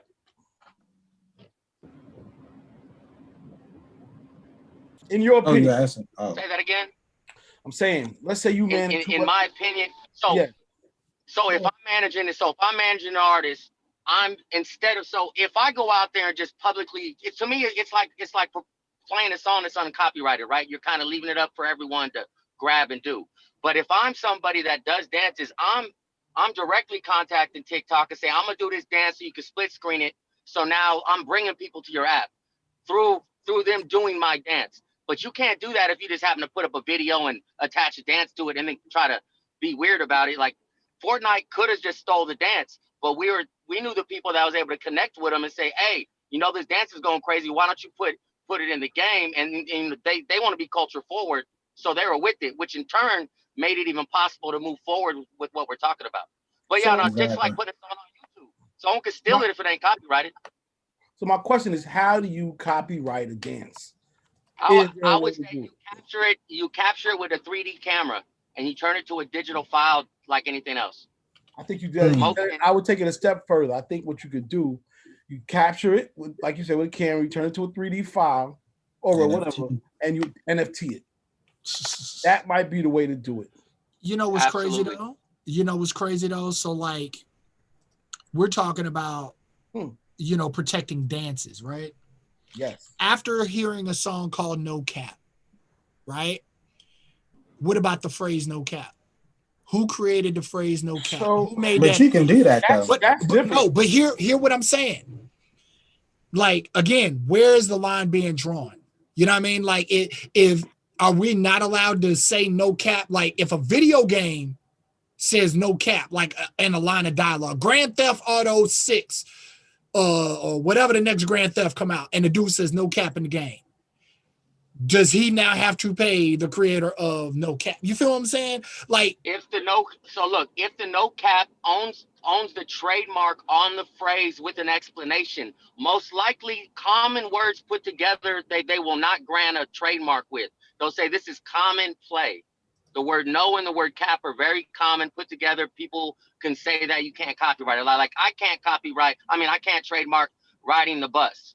Things of this nature. So, but words like for instance, I own the trademark to the word hyphy. So anyone that uses the word, if I decide not to, I can say you can't use the word. But really, it makes my word worth more if I let people use it. But so like that's the way it works. They don't let you do common words and try to put it together and be ahead of the market. But Donald Trump, I think he paid for You're Fired or something like that when he had The Apprentice. So because he was using it in a business sense, you know what I mean? Since he was using it in application, it's way easier to grant the trademark because you're saying I'm with market broadcasting this, so I should be granted that. But just in the beginning stages, they'll be like, no, bro, you can't you're fired. Are you fucking kidding me? But because his whole premise of the show was built on that, he was able to establish value into that, like deliverables and assets, saying, no, this is part of the asset. But yeah, normal commonly, you wouldn't be able to do that. My company, like the only reason I was able to get my trademarks, because I was putting things like swipe, don't type. I was able to get that. And I had a problem with almost 12 months of going back and forth of saying it was common and not common. Don't just like it, gauge it. I did do the same thing, but I was eventually granted it because I'm using it in application. What about NOLO? I don't, what's called, it's obviously Drake has it copywritten in his song, lyrics, right. So, but that's different from a public use. Someone can't grab a line of your song and use it as promotion, no. But to grab the word NOLO, unless he trademarked it, that word by itself, you have a chance, you could obviously use it. Copyright is phrasal words used in something. Trademark is establishing ownership of a name and brand. So at what point who's trademarking Tap In? I don't know. I'm fucking trying. Don't listen to me. There's people that this all they do. There's people. So there's people all day long that search Google and find people using names, and they'll still sit there and trademark your company and then hold it hostage on you, and for like a fee, like, oh, I own, you can't even use your company no more unless you give me this. Oh yeah, that's what they did with the Redskins. And the same thing with artists, like rappers and singers, they run around promoting their name and they don't want to own their name, and some slick dude get their name and they send them an email saying, oh, that shit's over unless you give me 10, 20 bands or whatever. Just know that people just same thing. This is the old way of doing like the .com, stealing your .com. Like, oh, guess what I got? I got Levi's.com. You want to buy Levi's? So it's the same principle. Yeah, like I said, because when the Redskins were trying to get their new name and they were they were working names, you know what I'm saying, asking people what they thought, somebody went and bagged all of them. And then was like, yeah, so what you gonna do? Exactly. You need to pay us for this. And then they were like, nah, we just gonna be the football team. That's why they had to settle with the football team. Yeah. And it happened like that. Can't trademark the football team. It happened like that overseas with Nike too. Actually, You're Fired is available now on trademark. It died about 2010, so somebody could go get it. Who is? Get what? You're Fired. So they have You're Fired and Your R''E fired, and all fired up or fired. So all of them are available. They died in 2010. Well, all right, let's shift from trade. By the way, it's been a pretty informative day, man. Thank y'all for the information. I need to get up on my trademark. Trying to get money. Trying to get money. About to take about a couple stacks. Man. Buy some Ripple when it opens up. I'm telling you, get rich. By the way, you said buy some what? Ripple, XRP. But I'm not a financial advisor. He said get some of that Ripple, some of that Fred Sanford. That Ripple, that XRP, get that. Crypto world, you know what I'm talking about. Want to say rest in peace to another legend. Obviously, we lost Black Rob. Touched on him earlier. Touched base on him. Shout out to Mike B, who just dropped by. The whole Bad Boy family. Salute. And we just been losing little great ones. Another one whose anniversary of his death was yesterday. He would have been 70. Is this brother right here? Fire. That's what a good song could be. 8 minutes. You fucked with it the whole time. You know what I'm saying? Yeah. This guy. Skibbity-bobbity-boobie. Hey, that's my shit. Hey, man. You sound like that nigga off 125th Street on the corner. Oh, man, your man. I just want to say, fam, score one for the home team. My bad. I was in virtual court, so the motherfucking got off not guilty today, so we good. All right. Good shit. How is that, man? You gotta like pull up on the laptop and be like, yo, that's it. You just, you know what I mean? You was here. Like, I mean, any other ticket, I've always got my life. I always plead not guilty with the hope that the popo don't show up. You know what I mean? I'm about 50%. So today just put me 60%. You know what I'm saying? So like I said, the cop didn't show up on the virtual, so the judge was like, be safe in them streets. The cop's not here, so case dismissed. Not guilty, motherfuckers. That's when you just tell them, skibbity baby the beeper.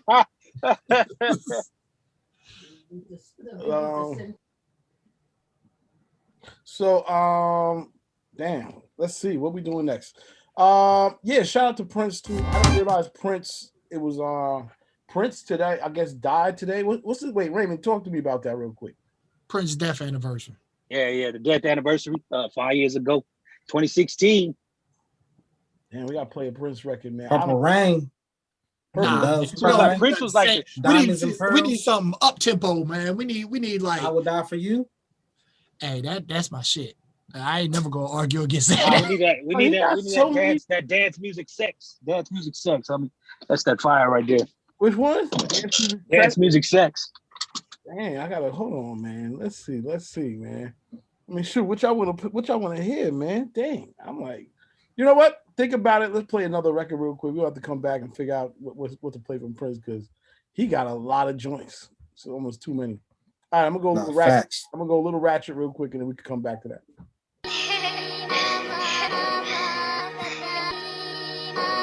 Gang. Whoa. Bitch is the clock for me. My niggas will rush, I give them the duffel, they spinning the block. Hold up. City, what up, nigga? Bitch is the Glock for me. Young. Bitch is the Glock. Bitch is the Glock for me. My niggas will rush you, I give them the duffel, they spinning the block for me. Nigga, you can get shot for free. Bitch is the thought for me. She shake it and bust it, I nut on her stomach, she give up the box for me. I'm getting that time for free. Bitch is the odds for me. Word of the bike, you do not wanna slide. Please do not spin unless you wanna die. This is the warning, I'm laying it fly. Bitch is the Glock for me. Cause 30 years on me, I'm laying it go. Running on me and I'm laying it blow. Word of the bike, I'm just letting you know. Bitch is the thought for me. I don't adore you, I will not yo you. I hit for the free and don't do nothing for you. If you ain't my bitch, then you will not get spoiled. Bitch is the ride for me. I throw it up cause my niggas is stoned. Fucking for free, then I'm sending her home. Pussy is good, I can't leave her alone. Bitch is the Glock for me. My niggas will rush you, I give them the devil, they spinning the block for me. Nigga, you can get shot for free. Bitch is the thought for me. She shake it and bust it, I nut on her stomach, she give up the box for me. I'm getting that time for free.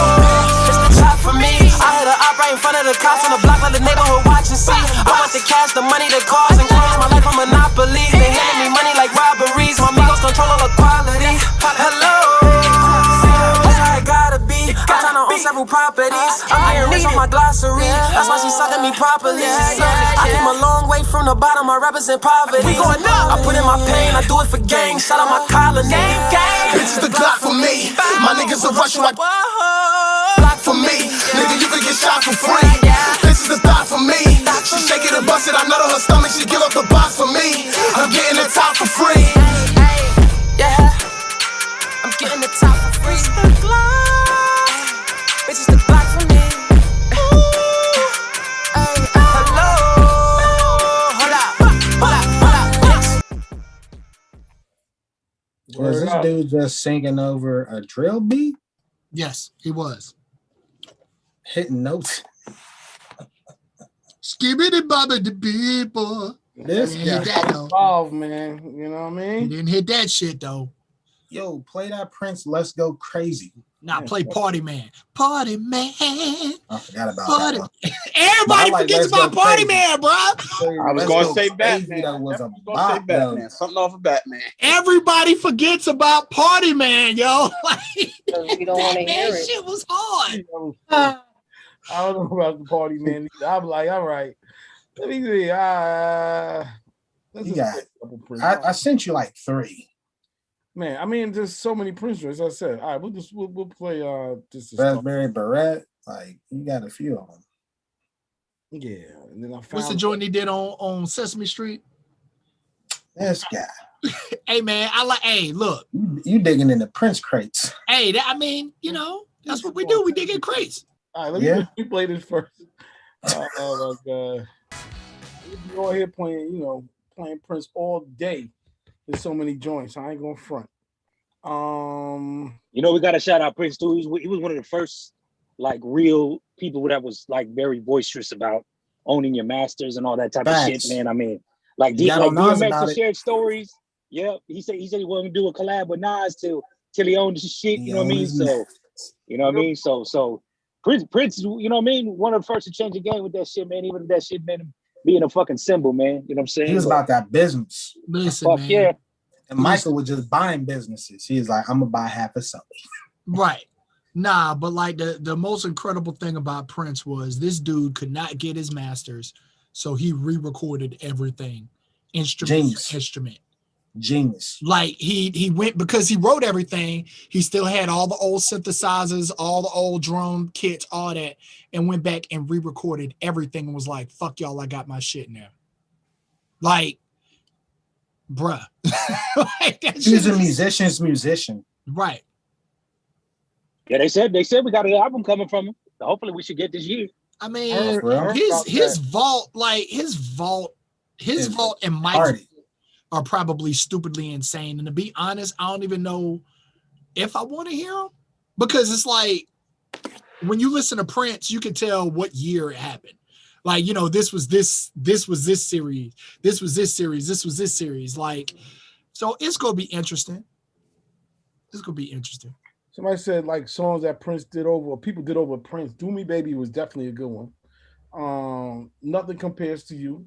It's crazy. I mean, he got so many, it's ridiculous. Manic Monday. Yep. Going. No, rest in peace, Prince. Let's play a few more joints, and yeah, man, it's pretty good. Infinity, you want Diamonds and Pearls? Diamond Pearls. Wait, am I supposed to play another Prince record right now? Oh, check your email. Starfish and Coffee, man. Just check your email. That's all I'm telling you. Bionic, you picking the record that like you a real Prince fan. You ain't bullshit. Starfish and Coffee, bro. He did that on the Muppets, man. Come on now. Yeah, he did.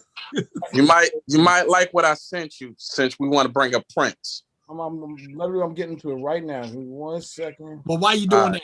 Man, hey, there's a group that redid I Will Die For You. They did a gospel song called He Will, Jesus Died For You. I know what you're talking about. That joint jammed so hard, bro. I tried to take that to church, and they was like, no, we're not doing that. I was like, come on, bro. This joint is fire. Oh, God. Which one? So which one you want to rock off the here? Ooh, Uptown. Any of them. I'm trying to think. The Beautiful Ones, I forgot what song that was. I forgot what song the Beautiful One was. Problems, change clothes. I don't know. Yeah, put it like this, y'all. There's an album called the Purple Album. You take Jay-Z Gray album, and you do it with Prince's albums, Prince's songs. Oh, I'm saying, since y'all DJs, can one of y'all blend the Prince song with something else? I just sent them an album. I just sent them a whole album. Cracking. It's gonna take a second because I didn't realize it won't let me just download the individual records. That's crazy. Yeah, during when the Black album dropped, they did like the Gray album. Yeah, the Black album. They did like him and the Beatles. They blended him and the Beatles. They blended him and Prince. Yep. Like him and somebody else. Like they did a whole, like, anything that was imaginable at that time off that Black album, they did. Did y'all like the Linkin Park one he did? It was okay. It was all right. It didn't. I'll say, like, it didn't suck. It was just there. I still think my American Gangster is one of the greatest remix albums of all time that gets no love. Yeah, and we haven't even said fucking Ill Nicky. That's the motherfucking joint right there. Yeah. Wait, which record? Deal Nicky. Darling Nicky. Sorry, Ill Nicky's the artist. Yeah. I'll play a little bit of that, and we're gonna get back, because I ain't gonna lie, we'll be here playing this joint. Prince got too many records. He got too many. I mean, it's a good thing. It's a good problem to have. Right. All right.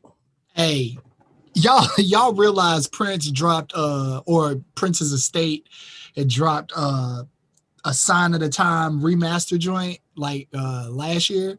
Like a remake, a remaster, baby. Yeah. Same song. They redid it, but they own all of the royalties go to them versus. And that joint is 8 hours long. Like, it's 8 discs, 8 hours long. That's pretty genius, though. A lot of people were doing that for a second. They were like, let's say, Method Man did over Method Man, and he just redid the record, same producer, whatever, or a new producer, sounds exactly the same, except for because that is not the original, he gets to retain the rights to the royalties and everything. And don't forget, Prince sued. Well, he ain't sued. He hit up Arrested Development for Tennessee. Did he? Yeah. Hearing about that. Because what is it? Alphabet Street, like the Tennessee. That's Prince. So Prince hit him up. Was like, yo, yeah, let me go ahead and get $100,000. He didn't sue him. You know what I'm saying? He hit him up. He was like, let me get $100,000. He didn't ask for no publishing on the record. He didn't get the record pulled off till the samples were cleared. He didn't add like none of that. He just asked for $100,000 and left him alone. What they gave to him. Boom, there you go. Keep him moving. Big up Prince. All right, last one I'm gonna play real quick, and then we're gonna go into some. Thank you. Far too kind. Can I get an encore? Do you want more? Cook and roll with the Brooklyn boys. So for one last time, I need y'all to roll. Now what the hell are you waiting for? After me, there should be no more. So for one last time, nigga, make some noise. Who you know fresher than whole? Riddle me that. The rest of y'all know where I'm dirty at. Can't none of y'all mirror me back. Yeah, hear me rap, it's like hand G rapping his prime. I'm young H.O., rap faithful dead. Back to take over the globe and break bread. I'm in Boeing Jets, Global Express. Out the country, but the blueberry still connected. On the low, but the yacht got a triple deck. But when you young, what the fuck respect? Yep. Grand opening, grand closing. Goddamn your manhole, crack the can open again. Who you gonna find over the hand with no pen? Just draw inspiration. Who you gonna see you can't replace him with cheap imitation for this generation? Can I get an encore? Do you want more? Cook and roll with the Brooklyn boys. So for one last time, I need y'all to roll.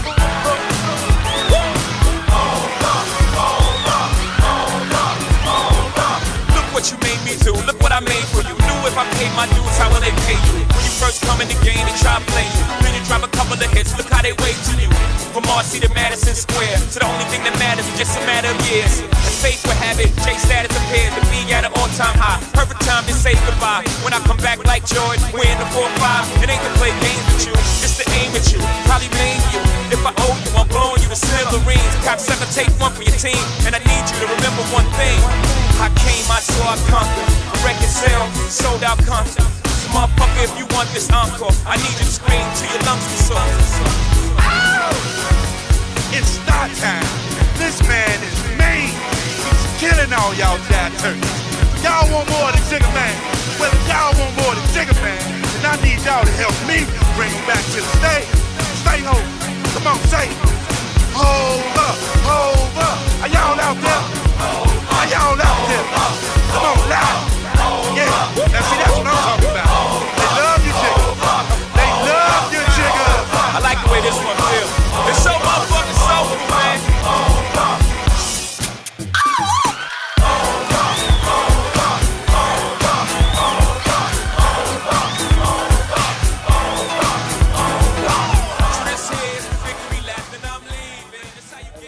All right. Prince dedication. You already know. It's only right we do this for everybody who done paved the way. Prince definitely held it down from many artists, people to think different. Not being a slave contract, big him up for that. Putting slave on his face and standing up against his label. Want to play a couple more joints and then we call it a day. A couple records that I just felt was good. Different vibe. But all right, check out this record. Let me know what y'all think about this. And then I got like a couple more. Word. Queen Naija, new joint. Her whole project is actually fire. I don't know if anybody's taking the time to check it out, but she might be like the young princess of R&B. I don't know, man. Yeah, I heard that joint the other day. I can't remember if it was yesterday or Monday. Word. Yeah, the joint is solid. I feel good. I just respect it. I just respect the fact that like she's an actual talented person because like she's another one that come from the YouTube, like YouTube celebrity. you know, and I just feel like, you know, we're in a state where, you know, so many fucking people to get these followers and, you know, and then all of a sudden everybody think they can rap and sing, you know what I'm saying? And unfortunately, you know, because of the way of the world today, that tends to be the case, and they continue to do music with some people. You just want to be like, hey man, just stick to making skits, G, and, you know, stick, you know, da da da da, you know what I mean? But she's I think she's actually really talented though. Like, I think we're gonna see her in movies and all kind of shit like that. Agreed. Word. All right, I have one more joint after this, and I only want to play this because, you know, gotta big up my man DMX doing his thing. They're gonna have his, I guess his public memorial is gonna be this weekend. Shout out to everybody going. They're gonna do it out in Brooklyn, and whatever. Even Barclays, right? They're doing it at the Barclays. At the Barclays. And it was whack. What time is it? What time is it? That's a good question. Let me. Shirley knows the details. Matter of fact, I-95, text me and I'll send you what she sent me. All right. You got to register. You got to. All right. I'll put it. I'll try to put it in the chat.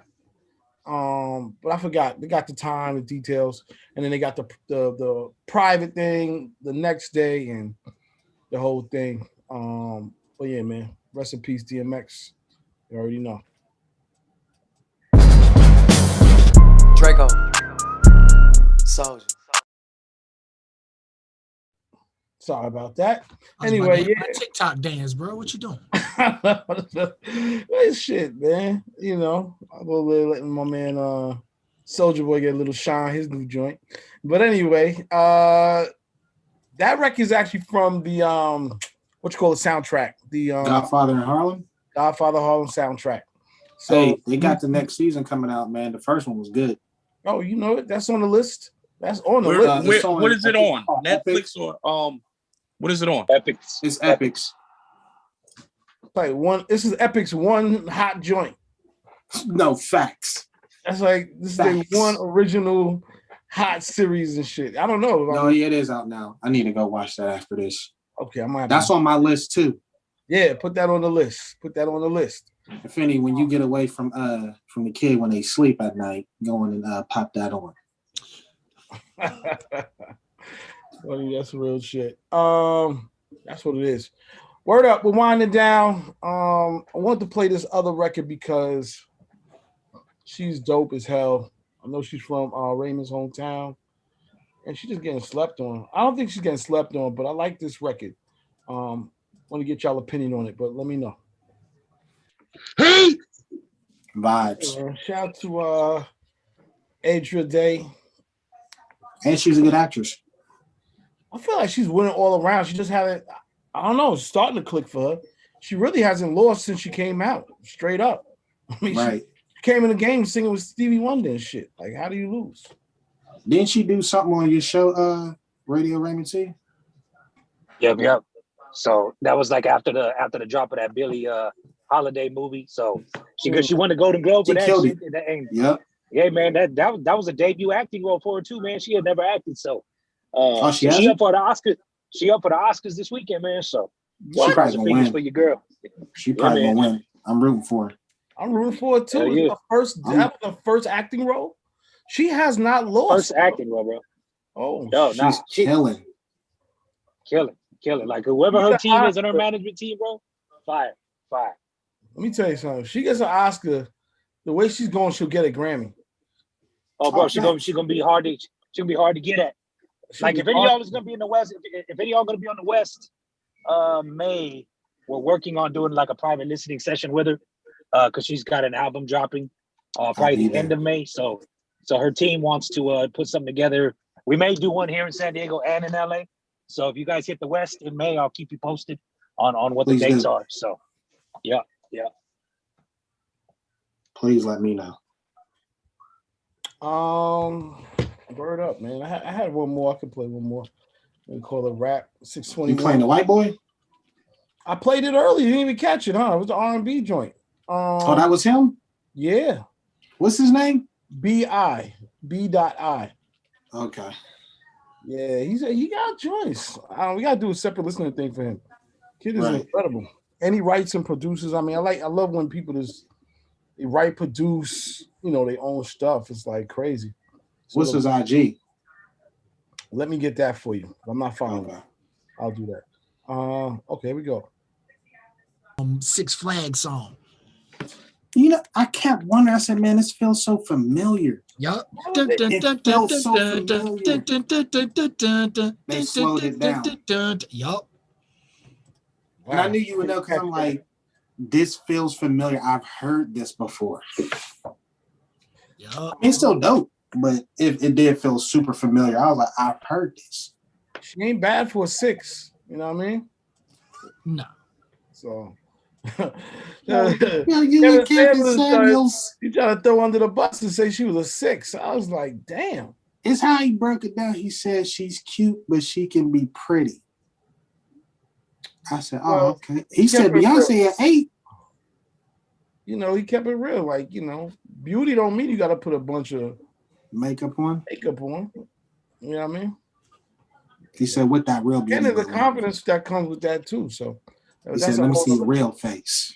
Yeah, facts. There's nothing wrong with that. Who was that? Saweetie and your girl Doja. Was it Doja? No. Lourdes. Okay. Lourdes.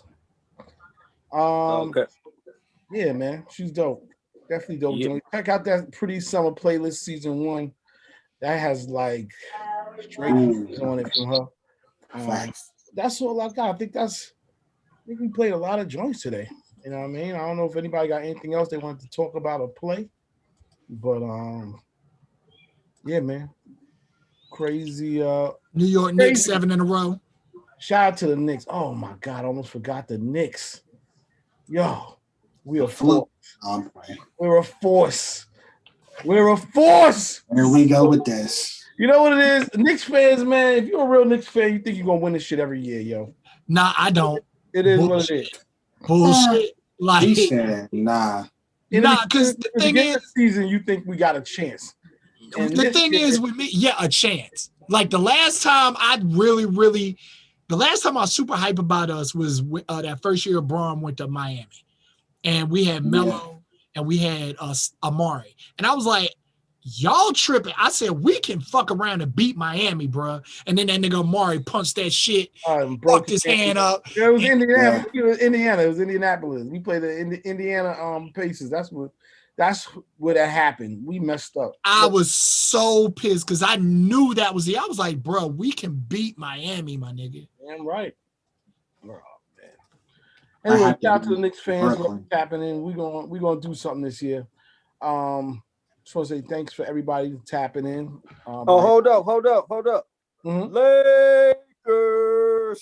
Oh, shoot. The nation's here. The Laker Nation. The funny thing about it, the Lakers are number 5, 8 games behind number 1. The Knicks are number 5, 8 games behind number 1. Wow. I say this, man. The Lakers, they should repeat. Y'all should repeat. Now, the Nets, they got... Brian. Catch up to Kobe and then pass Jordan. Yeah, but listen, what's the deal on Harden? They say he out the rest of the season. Nah, he's coming back. He's coming back. I feel like that's the final. Right, here's the truth: Lakers are solid in the middle, man. Yeah, they got some big men that I don't think what's the name is factoring in right now. The Nets. Facts. Drummond coming in, he's dropping 32 points. He had 32 and something the other day. That's numbers. You know what I mean? You mix that up with everybody else, you got a team. Now, the one thing that what you call it got, the Nets got, they got Harden, him and LeBron gonna go at it. KD and what you call it gonna go at it. Kyrie. No, KD and what you call it. It could be a Kyrie. Blake. I don't know what Blake is. Blake ain't the Blake of old, man. Like this is from Clippers. Man Blake. He ain't the Clippers. Yeah, this is old man Blake, bro. Like I'm in the twilight of my career, Blake. Like so you just got Kyrie and you got like Blake will give him. Blake might give him like 10. You know what I'm saying? Blake ain't coming in dropping like 25 again. Like Blake might give him 10. You said he turned into Shaq? Yeah, like the old Shaq, like super old Shaq. So I feel Kyrie is the X factor for the Nets, but I feel like the Drummond is the X factor for the Lakers. Kyrie's is like the Iverson over there for real. Oh, he's a killer. We'll see what happens, man. He's trying to get into that Kobe bag with some of these plays. Right. Yeah, man. Get in that NFT game. He's not a leader though. Hey, I'm gonna go ahead and just pay CL $3,000 to handle my NFTs. Listen, man, sign up for Blockchain Brilliance. Let CL Blockchain Brilliance. manage my my joints. Oh man, I can help guide you. I help guide you. Give me a little bit of the fee. Let you be the front end money man, and then I pay you back, and then you get a percentage after that. I'm gonna tell you what's gonna happen, right? People gonna really learn how to like buy NFTs, and they're gonna really start doing it, and this stuff is gonna blow up crazy. Oh, 9-5. I don't know if you're still on here because you was talking about the NFT joint. Another issue that I blockchain what? Brilliance. Okay. Another issue I'm not gonna say that I ran into, but it's something to be aware of. The minting fee is based on Ethereum, and it's always based on I don't know the exact term, but a point. So when I initially looked it up and looked up all the NFT stuff, it was right around about $50 or $60. When I got ready to do mine, because of the price of Ethereum went up and it was still the same percentage, that shit was like $170. Right. So that's what they call a gas fee. And that goes up or down depending on how busy the network is, the Ethereum network is, how many people are trading on it or doing things on it. It can force that gas fee, which is you need to pay that to be able to mint up or down. So yes, there's a risk there, but depending on what you're putting up there and how much you're promoting and everything, you know what I mean, you'll be great. So the minting fee it goes by, it's all a timing game as far as like how much what is worth at the time. Is that what happened? It's basically, look at it like it. I can't give you an exact number, but let's just say the joint was 0.0652 Ethereum. Like that's the gas fee price, 0.0652 or whatever. Now, if Ethereum is $100, you know what I'm saying? Do the math. But if Ethereum is $5,000 or Ethereum is $8,000, do the math. You feel what I'm saying? So, just if you're going to do it and you have your mind made up on doing it, just make sure to keep an eye out on that. Keep an eye out on the prices. Because, I mean, if it's up, it's up. If it's down, it's down. But, will it ever drop back down? Yeah, will it drop back down to that $50 price range again? I highly doubt it. So it's gonna, cost a little bit more and more and more each time. So just keep that in mind, and also keep that in mind based on your whatever your finalization price is. You know what I'm saying? You can set it to be, I want this joint to be 0.2 Ethereum. You know what I'm saying? I want this to be 0.25 Ethereum. And it's the same thing. It slides up and down with the price of Ethereum. So yeah, it does. It's just a fee that the people that maintain the network, the quote unquote miners for now, but they'll be changing that. That's what they get paid for maintaining the network, making sure that the blockchain is secured and all that good stuff. So anyway, that being said, we'll be on tomorrow night. I think around 8:00, 9:00 Eastern Standard Time with the Blockchain Brilliance Room, talking about that. And I'll be on there. Yeah, jump on there. We're gonna be talking about everything. That joint's in. That joint is in. If you don't see me, ping me on there. Okay. Yeah, Clubhouse. We're gonna get. Man, damn it, man! I ain't got. I was gonna say the same thing. Please ping me in it. Okay. Make sure you follow me on Clubhouse. I can just ping you real quick. You know I ain't got no damn Clubhouse, bro. Damn, why you just don't buy an iPad or something, man? Get like a used one. Bro, I'm broke.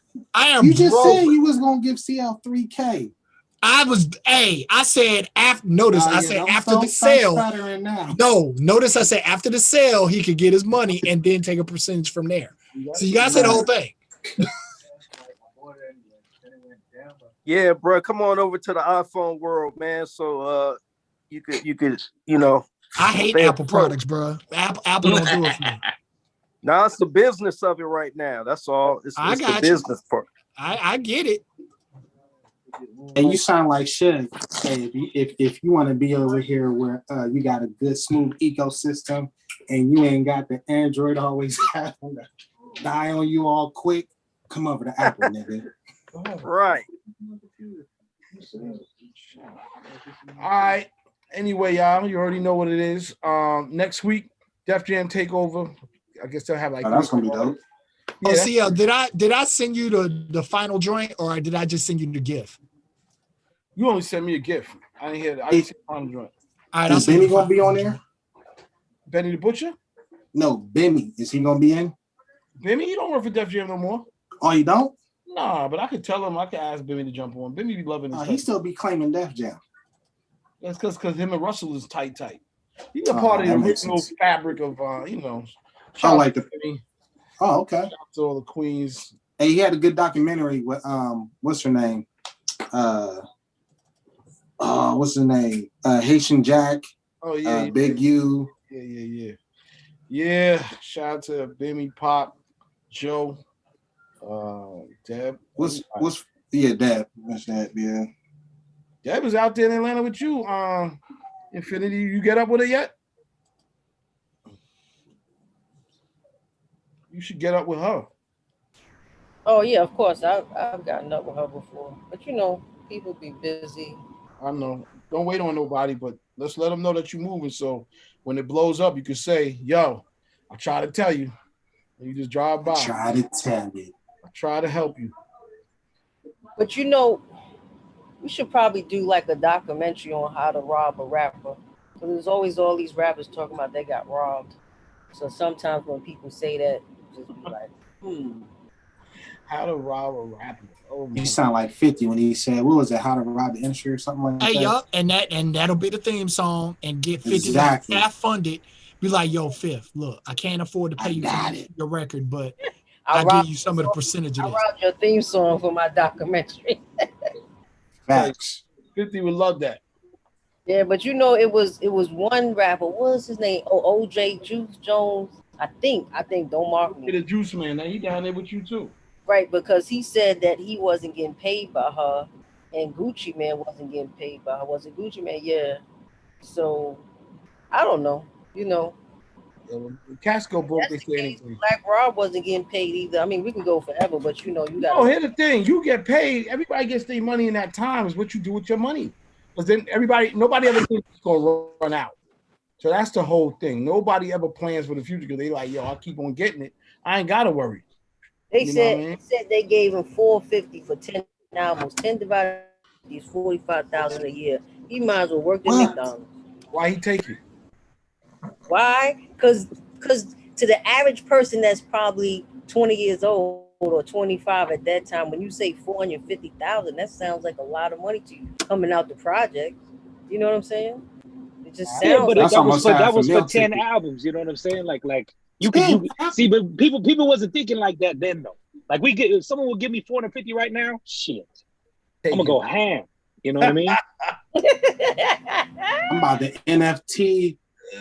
All that shit. You know what I mean? I'm about to flip all they was doing money. back then was fucking, you know what I mean? We gonna buy big chains and big cars, you know what I'm saying? So, well, let me ask you this. When they say, so let's say it is 45 for an album, is that 45 that you keep or you gotta pay the producer and the studio and all that other money? That depends on the contract. Majority of the time, yeah, but a majority of the time it's on you as the artist. That's what sucks ass. Wait, you gotta pay for everything else too? A majority of the time, unless you work it out in your contract. It depending on the deal, all expenses tied to your project are yours to pay for. Exactly. So you can get your advance.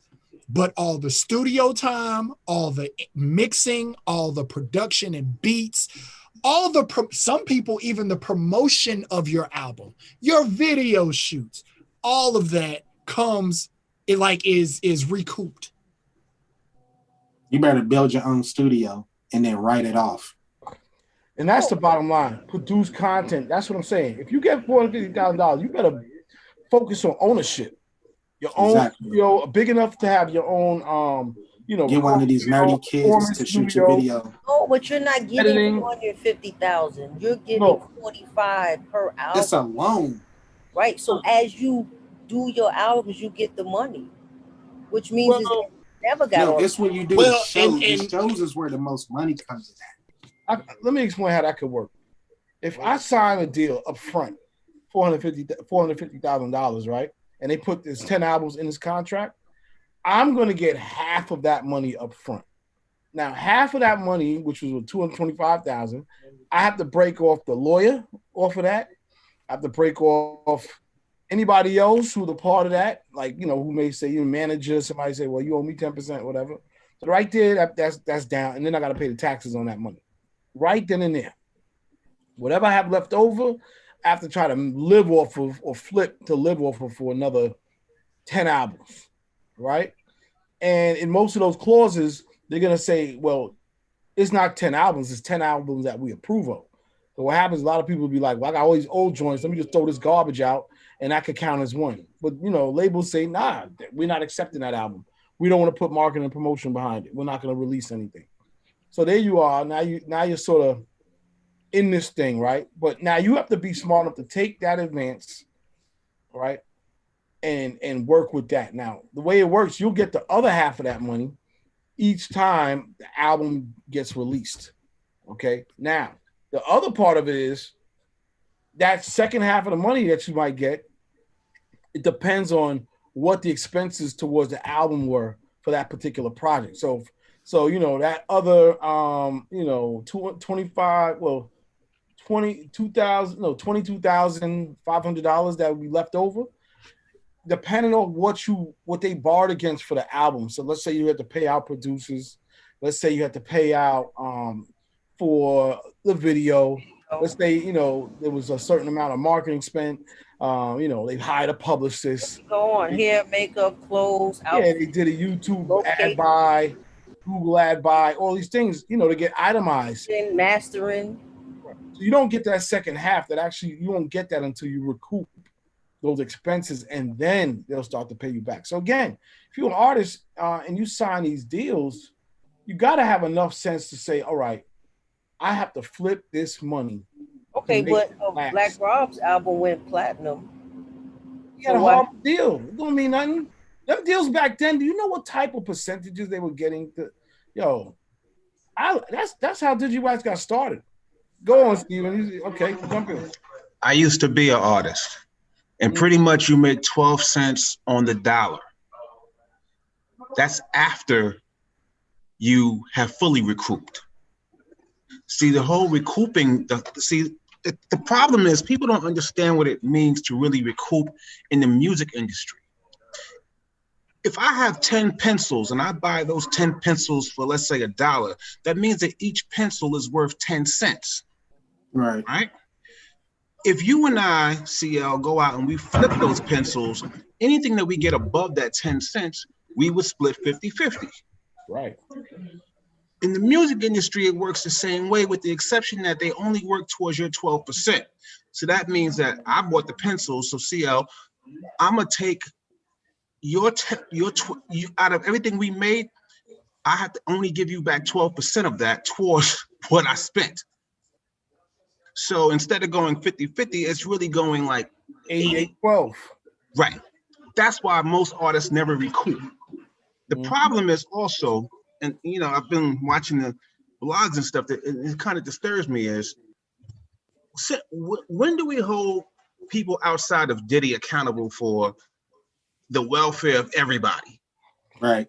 Like, no one's running up on Clive Davis saying, hey, Whitney's on crack, you need to get her off the crack. Like, that ain't his problem. Nobody, bruh. Nobody. Yeah. Nobody went to what's my boy name from Motown? Like, Barry Gordy. Barry Gordy. Nobody So talks why about Barry save, Gordy. freaking Marvin Gaye. It's the only people that people want to hold accountable is Diddy and freaking Doug. You gotta remember something too. Diddy gave them opportunity. He did. The hottest artist, the hottest label in the world. Cats got on. They was, he put them in the video. He got Black Rob was hot. I was there. I seen it. My best friend says it all the time. He said the one thing about Bad Boy is you will always get a hot ass first album. Yeah, he's making money. 50 a show, whatever he's getting a show, that's all bankable. All about it's all about financial literacy. And if you don't learn these things as a child, you will fail as an adult and you will keep on failing. And the other half too is, when I met Rob, and I met him once in 91, we were in our 20s. I thought Rob was a 40-year-old man. The way he spoke, the way he held that cigarette, the way he was, just his language. I was like, yo, that's an old man. And my friend said, no, he's only 2 years older than you. And I was like, oh, okay. So really what it comes down to is also how do you treat yourself? Like when you're in your 40s, when you're in your 30s and your 50s, you got to exercise, you got to eat right, you got to do things better for yourself. You can't blame Diddy. I mean, you could blame Diddy for some financial situations or whatever. Maybe he shouldn't have signed G-Dep when that was supposed to be Rob's artist or whatever. But your health, that's on you. Hey man, kidney problems come for a lot of people, bro. And that, that was a thing. Like I'm thankful that a friend of mine has made it through his kidney issues, but they will tax you, they will drag you down, especially if you don't stay on top of it and know what's going on. Right. Well, the one thing I always say is that it's not bad health that runs in our family, it's bad recipes. Facts. That's a track. And that goes around the board. Like you said, that financial literacy piece, we were talking about it earlier, man. That is really the key, man. As I said, like shout out to Earn Your Leisure. Shout out to like, some of the Grant Cardone, some of these courses that are out here. Gary V. Those aren't even real courses. Those are just basic. Let me get to the point and cut the fat and show you what to do with your money. You know what I'm saying? Or how you can take $1,000 and 10x that. Great information, better than the average Joe. If you're really smart, you really take some classes, whatever. But it's all good. I know everybody's different, man. Some people don't have that capacity to like focus and deal with that at the time. But I feel like these days, every artist really does need to understand how to build their own economy around themselves.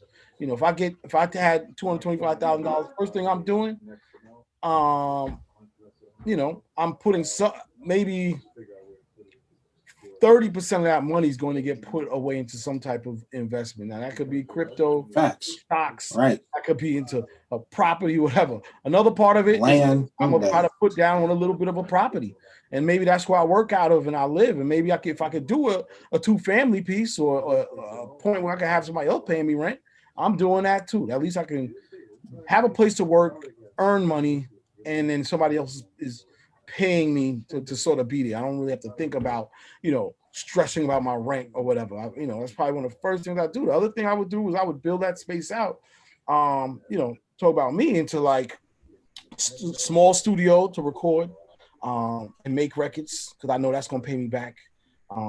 Production, I know that can pay me back. I know having a Patreon label. Well, if I'm signed, maybe I can, maybe I can't. But I'm just even thinking like, if you're in media, right? We know we have to create content to market ourselves, market the content we create. You can't really rely on no label or nobody. That's just madness. Ain't nobody gonna go harder for you than you. So I'm gonna give you an example, a prime example of that right now. You know who's gonna have the hottest or one of the biggest albums whenever she decides to drop that motherfucker just because of her social media presence right now? Rihanna? Fucking Chloe. Oh, Chloe. Yeah. Oh, Chloe. Man, you ain't lying about that shit. Chloe, whenever Chloe's album drops, that shit's gonna do numbers and people are gonna flock to it just because she's on social media, walking around in dresses, singing in the studio, posting up outside, just because of that. Right. Bro, she's gonna surpass Beyonce if she does that. And that's free promotion. And she's doing that every 2 days at least. But here's my thing, right? So she's smart enough to like know how to create that attention for herself. And I know she had some like help, you know what I mean? She had the movies, the Disney stuff and all of that good stuff. But what I'm saying is if I'm an artist, if I don't have those type of opportunities, yo, man, I'm telling you now, if I knew what I knew, I would invest in some of these courses and I would build my own production facility where I can go live and, performance studio, podcast studio, recording studio / video. And that's money. Yep. At the end, time.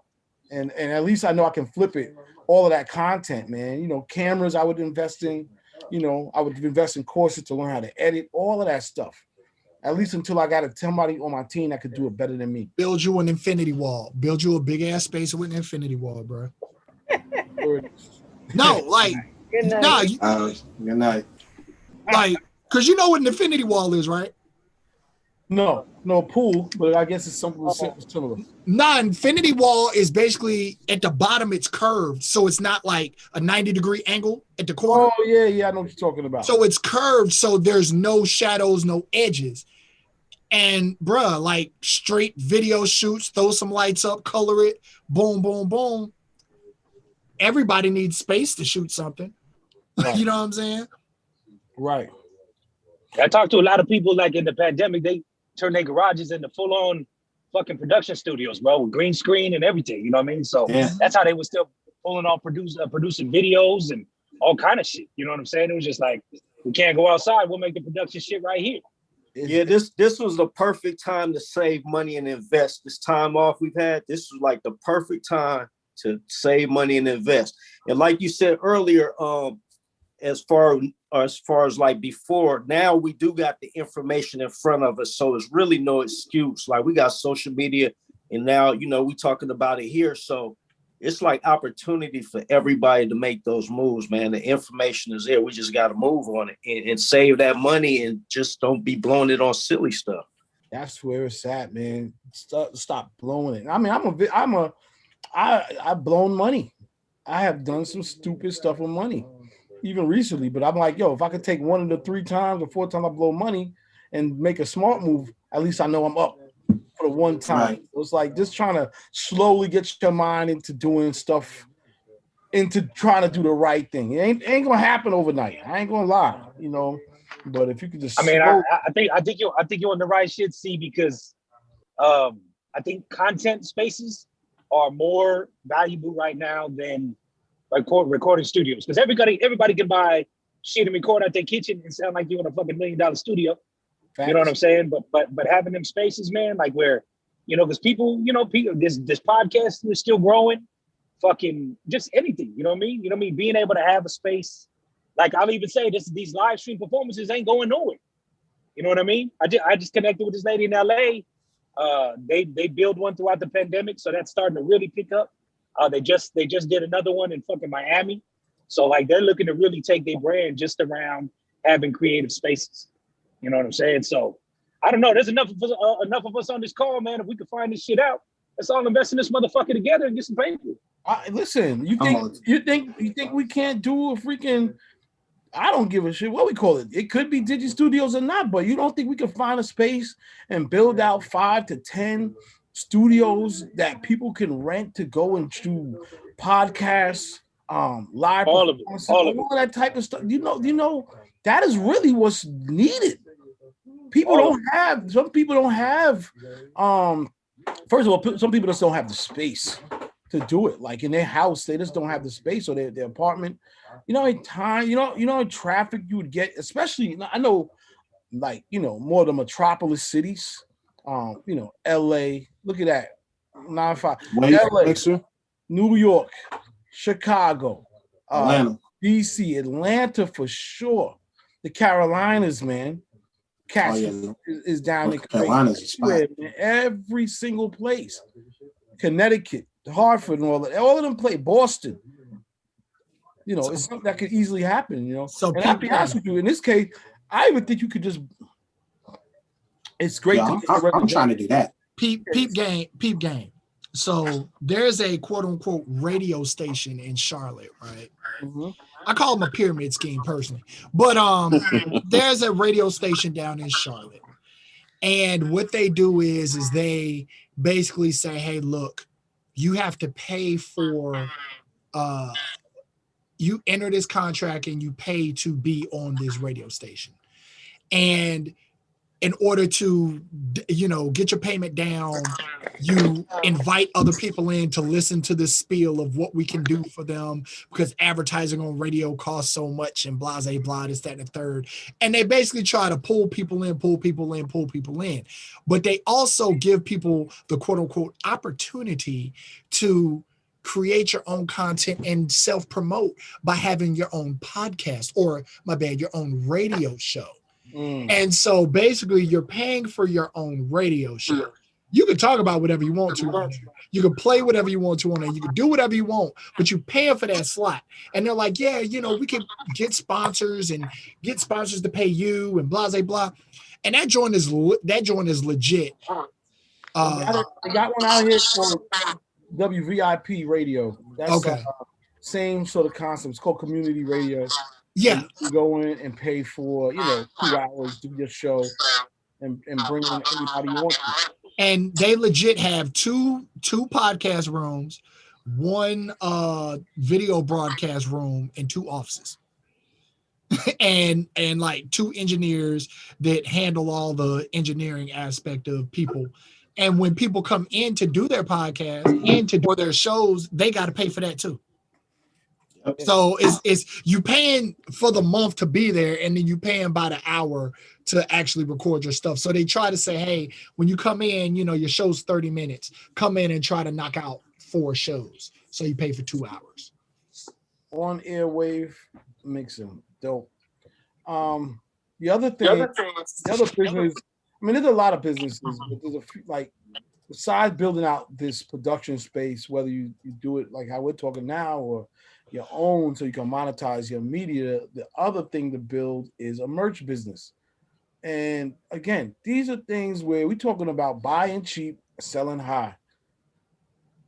My man just came through. I bought some of his gear. Shout out to Mike Bogart, right?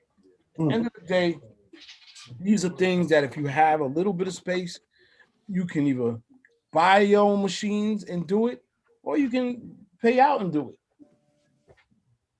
Facts. So at the end of the day, these are all like, you got to build your own brand, yo.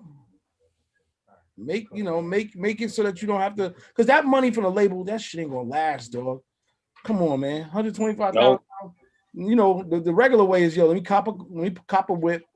You know what I mean? I get a little spot. Yeah, you ain't eating for life off music, man. You know what I mean? Like, music is just one entity to get into all these other different entities to, like you said, just kind of keep growing your brand.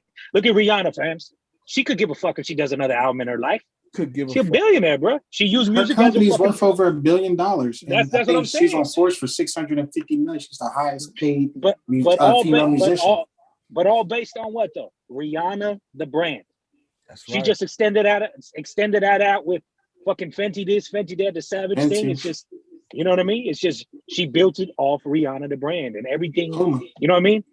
I mean, it's all doable out there, man. I mean, yeah. I just think for so long we've all been focused on neighborhood business. We're just in an extreme space where fucking the world is the stage, bro. I keep saying it. You know what I mean? Because something will hit in China and people want to fuck with you. Someone will hit in Australia, people will fuck with you. You know what I mean? I've been tripping out just on the metrics of my podcast. All of a sudden, I got big listeners in fucking India. I don't know a motherfucking India. You know what I'm saying?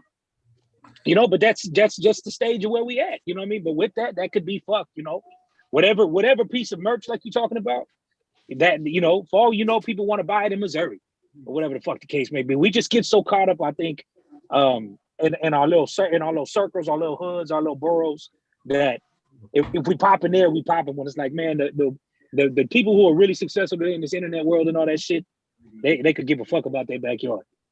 You know what I mean? Facts. So, yeah, man, I guess we need to pick up this conversation next call and keep on talking, building on, because honestly, this is the real source. This is what it is. I'll fuck around and go get one of them PPP loans right now if we're gonna do it. Facts. Facts. I know I'm good for it, for real. And shout out to all the DJs. Y'all should be thinking of yourselves the same way, especially y'all. Y'all got so much more y'all can do. It's ridiculous, man. But that I gotta hop out and do what I gotta do. Shout out to everybody that joined in. Shout out to everybody checking in on YouTube. A lot of people just tapped in on YouTube. And yo, man, we'll keep it going. Peace, love. See y'all next week. Holla. Be safe. Not guilty. Oh, motherfuckers not guilty. Go one for the home team. CL, I sent you that joint. Make sure your kids ain't around. All right, I'm gonna do that for sure. All right, One time for X. One time for X. Black Rob. Whoa.